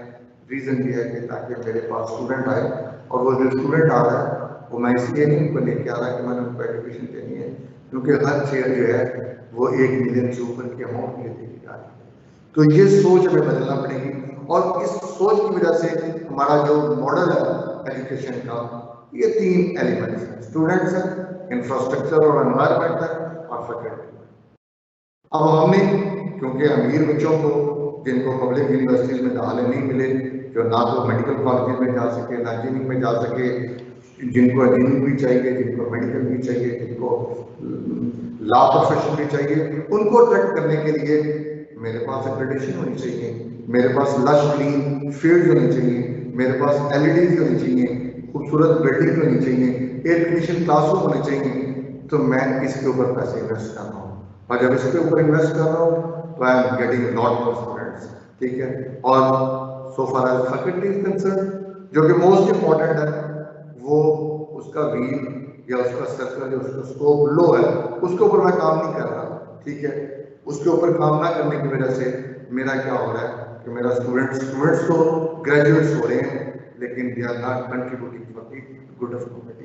अब इस मॉडल को फोकस करते हुए जहां इंफ्रास्ट्रक्चर और स्टूडेंट सेंटर हो, फैकल्टी को मैं परवाह नहीं कर रहा, मैं डिमांड क्या कर रहा हूँ कि मेरी जो एजुकेशन का जो आउटकम आए वो ऐसे लोग हों जो दुनिया को बेहतर करें, जो एज ए चेंज एजेंट काम करें और सोसाइटी के अंदर बेहतरी लेके आए, जो बॉडी ऑफ नॉलेज के अंदर कंट्रीब्यूट करें, वो बड़े अच्छे रिसर्चर्स हों, ठीक है।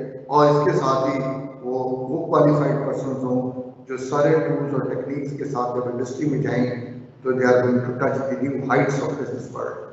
तो चाह मैं ये रहा हूँ, और मेरा मॉडल जो है वो मुझे कुछ और स्टोरी बता रहा है। ठीक है। तो मुझे अपने इस मॉडल को रीवैम्प करना पड़ेगा, और वो मॉडल क्या है जो होना चाहिए कि फैकल्टी है जो मोस्ट इम्पोर्टेंट है। और ये मॉडल मैंने खुद कहीं से नहीं बनाया, इसको मैंने हजूर अकरम सल्लल्लाहु अलैहि वसल्लम के साथ से महफूज करने की कोशिश की है कि नबी पाक सल्लल्लाहु अलैहि वसल्लम उस्ताद थे और नबी भी थे, और उस्ताद होते हुए जब उन्होंने इस्लाम की पहले दावत दी तो उस वक्त कुरान पाक कंप्लीट नहीं था, करिकुलम पूरा नहीं था, ठीक है। उन्होंने जब दावत दी तो क्या पेश किया, उन्होंने अपना करैक्टर पेश किया।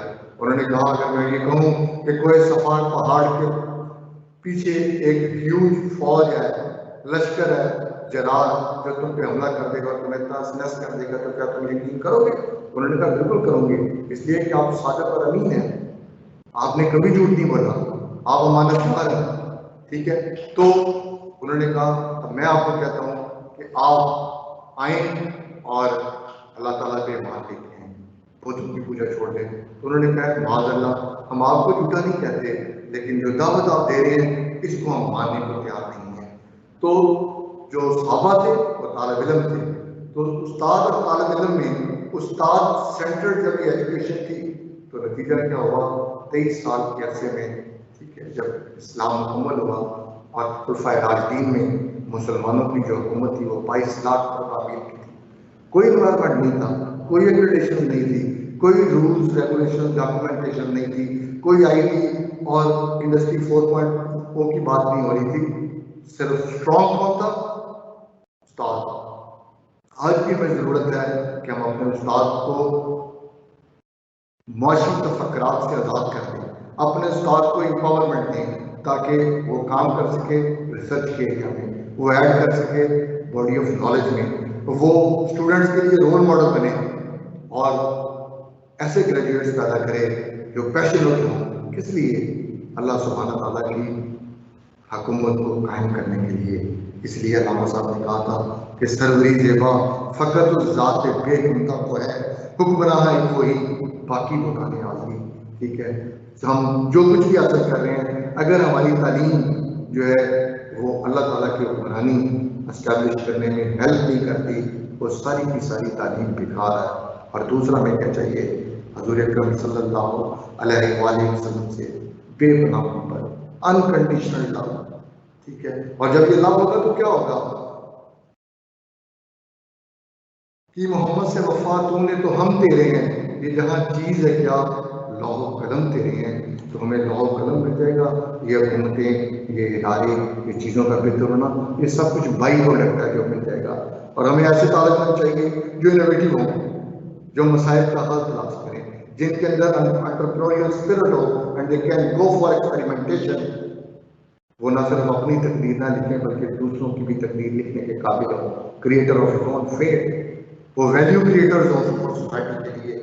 क्योंकि ये सुन्नत मेरे रसूल की है कि रहमतुल आलमीन के नक्शे कदम पे चलना है, वो कंसिस्टेंट हो अपनी एफर्ट्स में, जिसके लिए अल्लामा साहब ने कहा था अमल पैगम जहाद जिंदगानी में ये हैं मर्दों की शमशीरें, और जो अमल पैगम है मोहब्बत फातिह आलम, ये बड़ा ज़रूरी है, ठीक है। इखलाक के साथ, कंसिस्टेंसी के साथ, अमले महब के साथ हमने इस दुनिया को फतह करना है और विजनरी होना है। वो विजनरी जिसकी लीडरशिप की बात की जाती है। आज हम यूनिवर्सिटीज़ के अंदर हर जगह लीडरशिप पढ़ा रहे हैं, लेकिन फिर भी लीडरशिप का फुकदान है। और वो क्यों? क्योंकि हमने लीडरशिप के जो असूल थे उनको छोड़ दिया। लीडरशिप के असूल अल्लामा इकबाल अलैहिर्रहमत ने बड़े अच्छे अंदाज से बता दिए थे, निगाह बुलंद सुखन दिल नवाज जा पुरसोज, यही है रफ्त सफर मीर कार बांटे लिए। और फिर एक और जगह कहा सबक फिर पढ़ सदाकत का, अदालत का, शुजाअत का, लिया जाएगा तुझसे काम दुनिया की इमामत का। तो लीडरशिप और इमामत तो के लिए असूल हमारे पास है। हमें सच्चा होना है, हमें ऑनेस्ट होना है, हमें मेहनती होना है और नेशनल इंटरनेशनल इश्यूज के ऊपर तालिब इल्म ने स्टांस लेना है, ठीक है। इंडिफरेंट नहीं होना, क्योंकि दुनिया में सिर्फ दो ही ताकतें हैं, एक हक की ताकत है, एक बातिल की ताकत है। अगर आप हक के साथ नहीं हैं तो यकीन कीजिए आप बातिल के साथ खड़े हैं, और जब तक आप सजदा शबीरी अदा नहीं करते तब तक आप न सिर्फ खुद आगे नहीं जा सकते बल्कि अपनी सोसाइटी को आगे नहीं दे सकते। हमें अपना एजुकेशन सिस्टम इन लाइनों पे तैयार करना है कि वो जालिम के खिलाफ खड़ा हो सके। और इसके लिए हमें फैकल्टी चाहिए जो मौलवी मीर हसन जैसी हो, जिसकी विजडम और जिसका नॉलेज डिवाइन नॉलेज के साथ अलाइन हो, जिनके अंदर करैक्टर हो, फेथ और होप हो, फियर ऑफ अल्लाह हो और पैशनेट हो कि हमें कुछ ना कुछ दे के जाना। Thank you so much.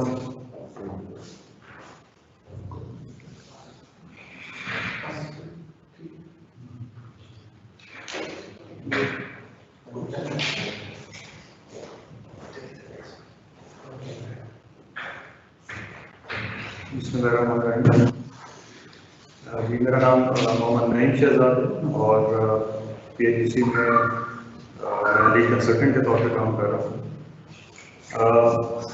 Experts ने अपने पास एक्सपीरियंस की बेसिस पे जो नॉलेज आप लोगों से शेयर किया वो वैल्यूएबल था, जो कि आम बुक्स में या कहीं पे भी आपको उस तरह से नहीं मिल सकता। सो अगर आपने इन लेक्चर्स को गौर से सुना हो तो इसमें बहुत से लेसन्स हैं जो कि आप अपनी इंडस्ट्री में अपने रेलिवेंट प्रोसेसेस पे इम्प्लीमेंट कर सकते हैं और पॉजिटिव रिजल्ट्स अचीव कर सकते हैं। कुछ पार्टिसिपेंट्स ने सवाल किए थे, शॉर्टेज की वजह से हमने उनमें से कुछ क्वेश्चन लिस्ट आउट किए हैं। जिन स्पीकर से रेलिवेंट क्वेश्चंस हैं उन्हें हम कॉल करेंगे और वो इन क्वेश्चंस के हवाले से आंसर करेंगे।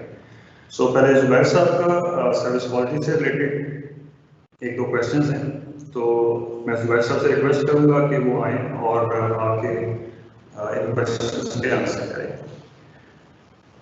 एक क्वेश्चन है, पार्टिसिपेंट हैं आतिफ मंसूर सर, उन्होंने ये क्वेश्चन किया है कि हम प्रोसेस मैनेजमेंट को अमूमन जेनेरिकली मैन्युफैक्चरिंग के लिए और सर्विस के लिए सेम कंसिडर करते हैं, दोनों एरियाज में हम एड्रेस करते हैं, लेकिन आपने इसे दो डिफरेंट कैटेगरीज में डिफाइन किया है, प्रोसेस मैनेजमेंट और सर्विस मैनेजमेंट को हम आपने क्यों डिफरेंशिएट किया है, इस पे आंसर करें। जी, आपके सवाल का बहुत शुक्रिया और मैं रेफर करूंगा जो मैंने सर्विस क्वालिटी व्हील को एक्सप्लेन किया तो उसके नॉलेज एरियाज में प्रोसेस मैनेजमेंट और सर्विस मैनेजमेंट सिस्टम को हमने सेपरेटली डिफाइन किया।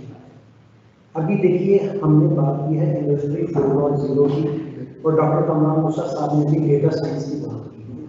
तो अगर आप इसको कोरिलेट करें चीज़ों को, तो अगर एक कोई टेक्नोलॉजी कंपनी है, मैं आपको एग्जांपल देता हूँ, उन्होंने एक सर्विस क्रिएट करनी है तो उसके लिए उनके पास सर्विस मैनेजमेंट सिस्टम होंगे और उसके बाद उसका कॉरस्पॉन्डिंग सर्विस डिलीवरी सिस्टम होगा, क्योंकि प्रोसेस की शक्ल तैयार कर लेगा। लिहाजा जो हमने सर्विस क्वालिटी व्हील डिफाइन किया है उस पर हमने हर चीज़ का अहाता किया है कि कोई चीज़ उसमें से रह नहीं है। अगेन मैं आपको ये बताऊंगा कि हमने 29 इंडस्ट्रीज को कंसीडर किया था इस फ्रेमवर्क को अप्लाई करने के लिए। So hope that answers the question. बहुत शुक्रिया सर। सेकंड क्वेश्चन है, पार्टिसिपेंट ने अपना नाम नहीं लिखा, लेकिन क्वेश्चन ये है कि जो लेटेस्ट अभी टेक्नोलॉजी यूज हो रही है इंडस्ट्री के अंदर, वो क्वालिटी मैनेजमेंट फील्ड को किस तरीके से सपोर्ट कर सकती है, जिससे हम बेहतर अपने प्रोडक्ट के हवाले से, सर्विस के हवाले से रिजल्ट्स कर सकते हैं। जी, ये भी बड़ा अच्छा सवाल है और आपका शुक्रिया कि आपने ये सवाल पूछा। आप देखिए कि लेटेस्ट टेक्नोलॉजीज जो हैं वो अब इंडस्ट्रीज में अप्लाई हो रही है। रोबोटिक्स, प्रोसेस ऑटोमेशन आप देख लें, आर्टिफिशियल इंटेलिजेंस देख लें, साइबर सिक्योरिटी देख लें, और इंडस्ट्री 4.0 जो है वो बेसिकली साइबर फिजिकल सिस्टम पे डिपेंड करता है। तो यहाँ पे चीज़ों को मॉनिटर करना, डेटा कलेक्ट करना, उसका एनालिसिस करना और उसकी बेस पे डिसीजन मेकिंग करना जो है अब उसकी बात हो रही है। तो ये सब चीज़ें जो हैं ये क्वालिटी पैराडाइम से आती हैं। तो पहले जिन चीज़ों पे मिसाल के तौर पर यहाँ पे टोटल प्रोडक्टिव मेंटेनेंस की बात की गई, इंडस्ट्री 4.0 में चूंकि मशीन हर एक को कंट्रोल कर रही है तो वहाँ पे प्रेडिक्टिव मेंटेनेंस है। मिसाल के तौर पर एक डिजिटल ट्रेन सिस्टम है जिसमें डेटा मुसलसल फीड हो रहा है फील्ड से, उसकी बेस पे आर्टिफिशियल इंटेलिजेंस को यूज करते हुए और बिग डेटा फ्रेमवर्क को इस्तेमाल करते हुए यहाँ तक मशीनें डिसाइड कर रही हैं कि डिजाइन में क्या डिफेक्ट्स हैं, वो कैसे बेहतर हो सकते हैं। तो टेक्नोलॉजी जो है इसने क्वालिटी को बड़ा अच्छे तरीके से प्रमोट किया है। मैं आपको दूसरी एग्जांपल क्विकली ये दूंगा कि कंस्ट्रक्शन सेक्टर में टेक्नोलॉजी आने की वजह से जो उनके 3 बेसिक गोल्स हैं वो अचीव होना शुरू हुए हैं। वरना पिछले 60-70 साल में कंस्ट्रक्शन सेक्टर जो है उसमें कोई खाता ग्रोथ नहीं हो सकती। वो तीनों ऑब्जेक्टिव्स यहाँ हैं, सेफ्टी, क्वालिटी और productivity.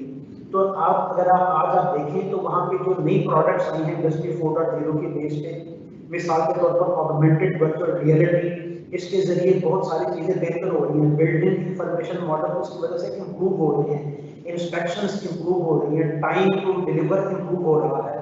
So hope that answers the question. बहुत शुक्रिया Junaid sir, hopefully thank you.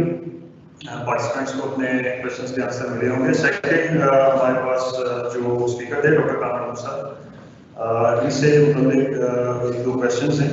Participants हैं नवीद जिन्होंने क्वेश्चन किया, चूंकि डॉक्टर साहब आपने लीडरशिप के हवाले से अभी न्यूज़ में अपनी स्लाइड्स में जिक्र किया।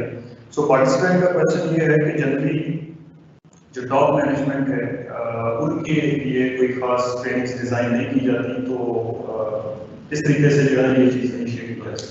ये तकरीबन तमाम ऑर्गेनाइजेशन में और तमाम एक्सपीरियंसेस जो है इस बात के ऊपर एग्री करते हैं कि ये जो क्वालिटी मैनेजमेंट है ये टॉप टू डाउन इसकी जो है ना इम्प्लीमेंटेशन और डिप्लॉयमेंट सक्सेसफुल पॉसिबल होती है।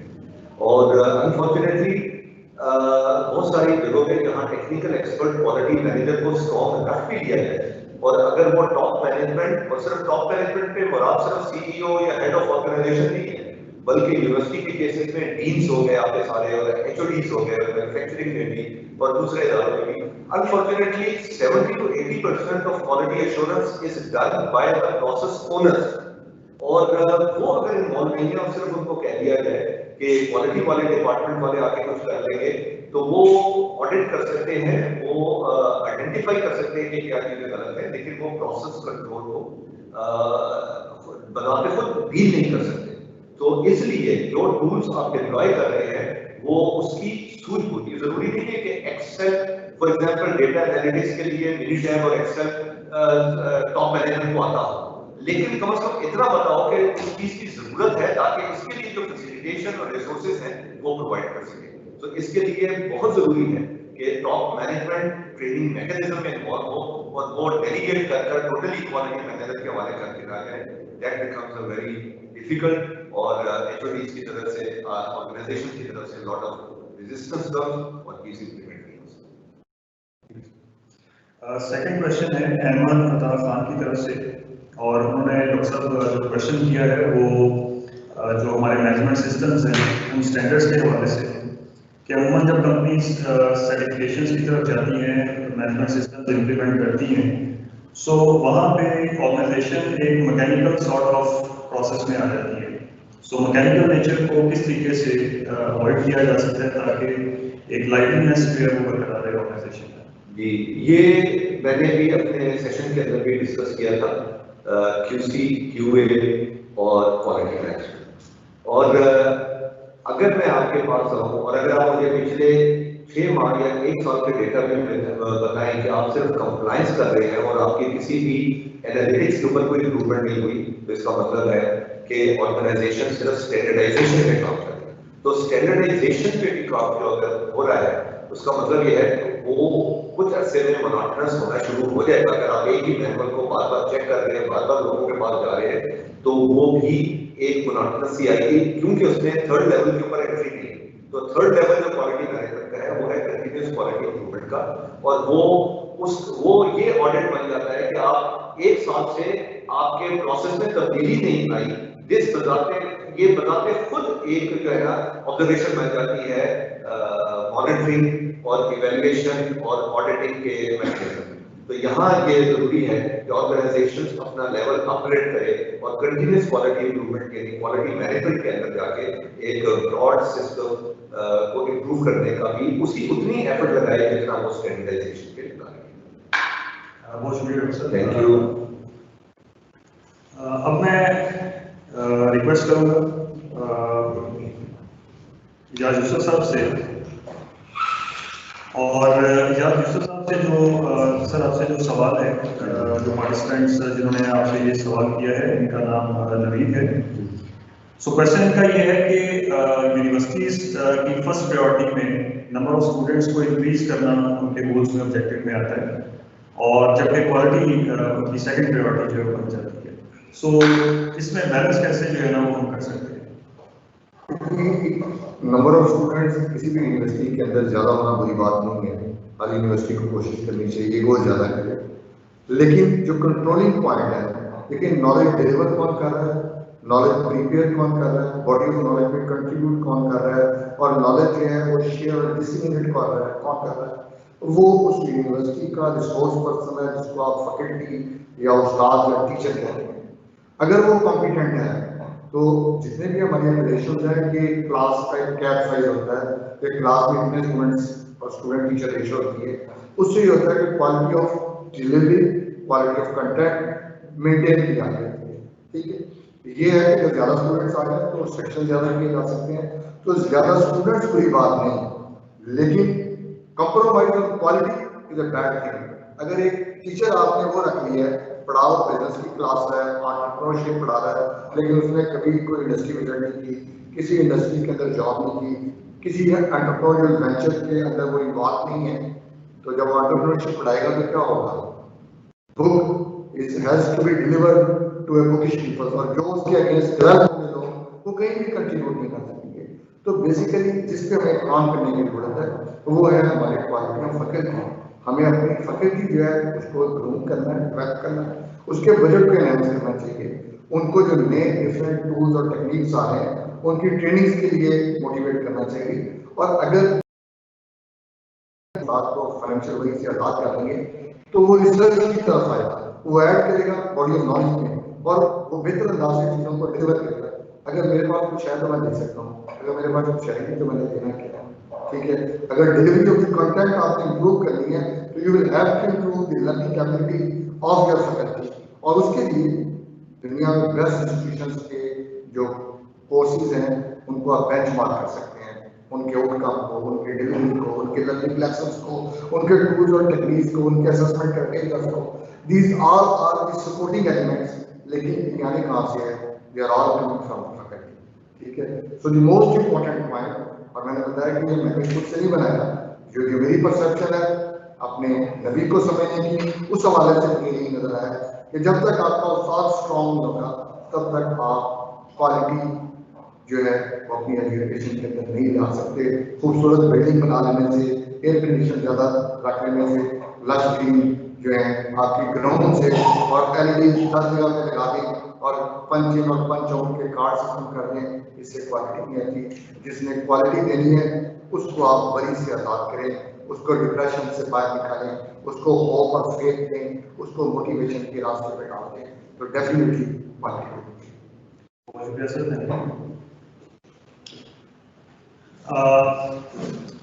कुछ पर्सनालिटीज ऐसी होती हैं जिनके बारे में किसी शायर ने कहा कि पतझड़ की साजिशों की तमन्ना के बावजूद, पतझड़ की साजिशों की तमन्ना के बावजूद हम वो दरख्त हैं जो हमेशा हरे रहे। मैं रिक्वेस्ट करूंगा डॉक्टर अली साजिद साहब से, जो कि QPSP के हवाले से, जो QPSP का मिशन है, जो विजन है, और जिस लिए ये सोसाइटी पाकिस्तान में काम कर रही है, उसके बारे में आपने थोड़ा सा ब्रीफ करें sir. Thank you very much. अभी वर्क तमाम हुआ, मद्दा बाकी है। अभी मैं 2 से 3 मिनट लूँगा क्योंकि 9 बजने वाले हैं। फर्स्ट ऑफ ऑल मेरा शुक्रिया कामरान मूसा साहब को और जनरल सलीम साहब को, जो मेरे मेंटोर और मेरे सीनियर थे आर्मी में जब मैंने अमेरिका से 1995 में इस्लामाबाद में नस्ल को ज्वाइन किया। और साथ ही आज की तकरीब के रूह रवां, इसके जो उनकी सोच का फरमा थी इस तकरीब के पीछे, वो इंजीनियर ज़ुबैर अनवर साहब की थी, जो ग्लोबल लेवल पे क्वालिटी में पाकिस्तान का नाम रोशन कर रहे हैं। हमें वजह तौर पे उन पर फख्र है। कामरान मूसा साहब की टीम ने आज पूरा वक्त दिया और कई दिन की रिहर्सल के बाद पाकिस्तान में क्वालिटी का first ever webinar on air हुआ ग्लोबली। तो आज का दिन पाकिस्तान की हिस्ट्री में बड़ा तारीखी दिन है और ये नुक्ता आगाज़ है, नुक्ता इंतहा नहीं है। मैं 1 से 2 मिनट लूँगा quality and productivity society of Pakistan पे, जो कि 2004 में जनरल सलीम और कामरान मूसा साहब और कराची के अरशद अली साहब और इस तरह के बड़े नामवर पाकिस्तान के क्वालिटी प्रैक्टिशनर, तो क्वालिटी के प्रोफेसर्स, जिसमें खादम हुसैन, यानी मेरा नाम कोई खादम हुसैन रिजवी नहीं, अली साहब, मैं भी उसमें उंगली कटवा के मैंने शहीदों में नाम लिखवाने की कोशिश की, और गाहे गाहे दामे दरमे कदमे सुखने मैंने थोड़ी बहुत सपोर्ट की, एटलीस्ट विशेष की हद तक। तो ये इनका सफ़र, इक्वालिटी एंड प्रोडक्टिविटी सोसाइटी का सफ़र अब 14वें-15वें साल में दाखिल हो रहा था और हो रहा है।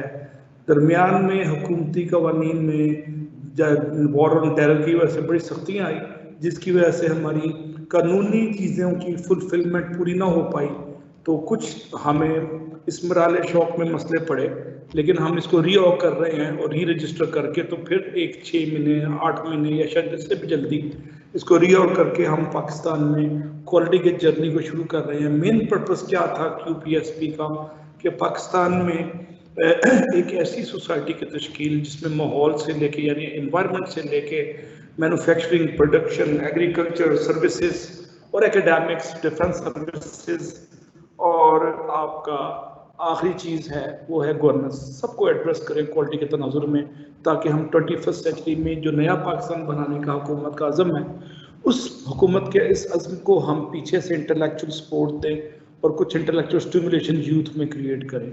हम उसमें पूरी तरह शायद कामयाब नहीं हो पाए, लेकिन हम इस स्टेज पे अल्लाह के हज़ूर दुआ करते हैं कि हमें क्वालिटी एंड प्रोडक्टिविटी के इस जर्नी में, जो तवील अनएंडिंग जर्नी है, इस जर्नी में हमें अल्लाह ताला अपनी रहमतों और बरकतों से नवाजे, और आने वाले दिनों में हम इसकी बाकायदा मेंबरशिप अनाउंस करेंगे, और इसमें जो जो माजी में रह गई हैं इसको ज़्यादा फ़ाल और मुतहर्रिक और मौसर बनाएंगे।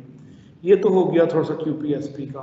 अब मैं हुकूमत पाकिस्तान की खिदमत में दस्तबदस्ता दरख्वास्त गुजार हूँ कि नया पाकिस्तान जो बिलाशुबा एक अपीलिंग नारा है, इसको अमली जामा पहनाने के लिए पब्लिक प्राइवेट पार्टनरशिप, यूनिवर्सिटी का इंटेलिजेंशिया, इंडस्ट्री के प्रैक्टिशनर्स और फील्ड के जो प्रोफेशनल वर्कर्स हैं, नॉलेज वर्कर्स, उनकी एआनत से नया पाकिस्तान की खदो खाल बनाए, जो ज़्यादा मुतहर्रिक पाकिस्तान हो, जो ज़्यादा फाल हो, ज़्यादा प्रोडक्टिव हो और क्वालिटी कॉन्शियस हो। आज लाहौर की एयर क्वालिटी इंडेक्स 488 है, जो 4 महीने पहले कोरोना में 50-60 के आसपास चला गया था। इसका मतलब है कि हुकूमत को क्वालिटी के जर्नी स्टार्ट करने के लिए हमें सबसे पहले हमें एक फ्रेश और क्वालिटी हवा देनी पड़ेगी, और उसके लिए बाकायदा इंजीनियर्ड एफर्ट है, सिस्टम और प्रोसेस बनाने पड़ेंगे, और पंजाब गवर्नमेंट को प्रोएक्टिव एक्शन लेना पड़ेगा।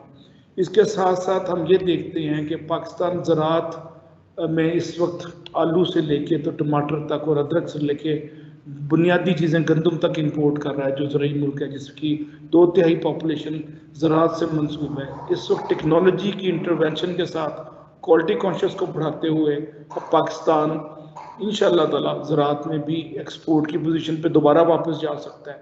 उधर भी हुकूमत को हम जैसे फोरम्स की मदद की ज़रूरत होगी तो हम ज़रूर देंगे। इंडिया ने 1954 में नेहरू ने प्रोडक्टिविटी अवार्ड शुरू किया था, और फिर 80s में क्वालिटी अवार्ड शुरू किया था। हम इंडिया से 30-40 साल गालिबन पीछे रह गए हैं, तो हमें उस पर भी गवर्नमेंट को जोर देना पड़ेगा। क्वालिटी कल्चर को फ़रोग देने के लिए हुकूमत पाकिस्तान के बाज़ इदारे बड़े प्रोएक्टिवली काम कर रहे हैं, जिसमें डिफेंस सर्विसेज हैं। और मैं बड़े फ़ख्र से इस अमर का यादा करता हूँ कि जनरल सलीम ने 90s में, जब वो डायरेक्टर जनरल EME कोर थे, उन्होंने इसमें बड़ा प्रोएक्टिव रोल प्ले किया और एक पॉजिटिव इंटरवेंशन की। मुझे उम्मीद है कि एयरफोर्स, आर्मी और सर्विसेज के साथ साथ ब्यूरोक्रेसी में गुड गवर्नेंस का दूसरा नाम मेरे नज़दीक quality of service delivery in public sector है। तो गुड गवर्नेंस के पैटर्न को रवायती बुकिश नॉलेज या सियासी नारों से निकाल कर उसको रस्मी शब्बीरी के तौर पे लिया जाएगा तो बात बनेगी। पाकिस्तान में 2 इदारे बड़े मौसर हैं जो पिछले 50 साल से काम कर रहे हैं क्वालिटी के फील्ड में। एक है PNAC, पाकिस्तान नेशनल एक्रेडिटेशन का इदारा है, और दूसरा PSQC है, Pakistan standard and quality control authority. ये कराची में और एक इस्लामाबाद में। मेरी गवर्नमेंट ऑफ पाकिस्तान से बड़ी मुद्दबाना गुजारिश है कि इन दोनों इदारों को फाल बनाया जाए, इसमें ब्यूरोक्रेट के बजाय टेक्नोक्रेट्स और प्रैक्टिशनर्स और इंजीनियर्स को अपॉइंट किया जाए। और हमारे यहाँ मशवरे से अगर गवर्नमेंट कहती है तो हम अच्छे टेक्नोक्रेट रिकमेंड करेंगे। ये 2 इदारे फाल होंगे तो मुल्क में क्वालिटी के सफ़र के ऊपर हम ग्लोबल लेवल पे नज़र आएंगे। पाकिस्तान में प्राइवेट कैपेसिटी पे PIQC जैसे इदारे और इंजीनियर ज़ुबैर जैसे लोग और जनरल सलीम जैसे गवर्नमेंट ऑफिसर्स अपनी लिमिटेड कैपेसिटी पे रोल प्ले कर रहे हैं, लेकिन एक बड़ी इंटीग्रेटेड अप्रोच की ज़रूरत है, एक बड़ी कोहेसिव एंड कॉम्प्रिहेंसिव स्ट्रेटजी की ज़रूरत है। और गवर्नमेंट में आखिर में गवर्नमेंट ऑफ पाकिस्तान की खिदमत में अगेन दस्त बदस्ता दरख्वास्त करता हूँ कि नया पाकिस्तान का ख्वाब शर्मिंदा ताबीर करने के लिए इस अमर की ज़रूरत है कि क्वालिटी के सफ़र में क्वालिटी के प्रैक्टिशनर को शामिल करें, जो 5 से 6 जो मैंने फील्ड का जिक्र किया है उसमें बड़े फाल रोल प्ले कर सकते हैं। मैं आप सबका मशकूर हूँ कि आपने वक्त दिया और ये एक नया एक्सपेरिमेंट जो किया है। मैं कामरान साहब की खिदमत में PIQC की खिदमत में गुजारिश करूँगा कि महीने 1.5 महीने के बाद QPSP के ताउन से इस सिलसिला खैर को इस सदका जारिया को जारी रखें। Thank you very much and God bless you and Pakistan जिंदाबाद।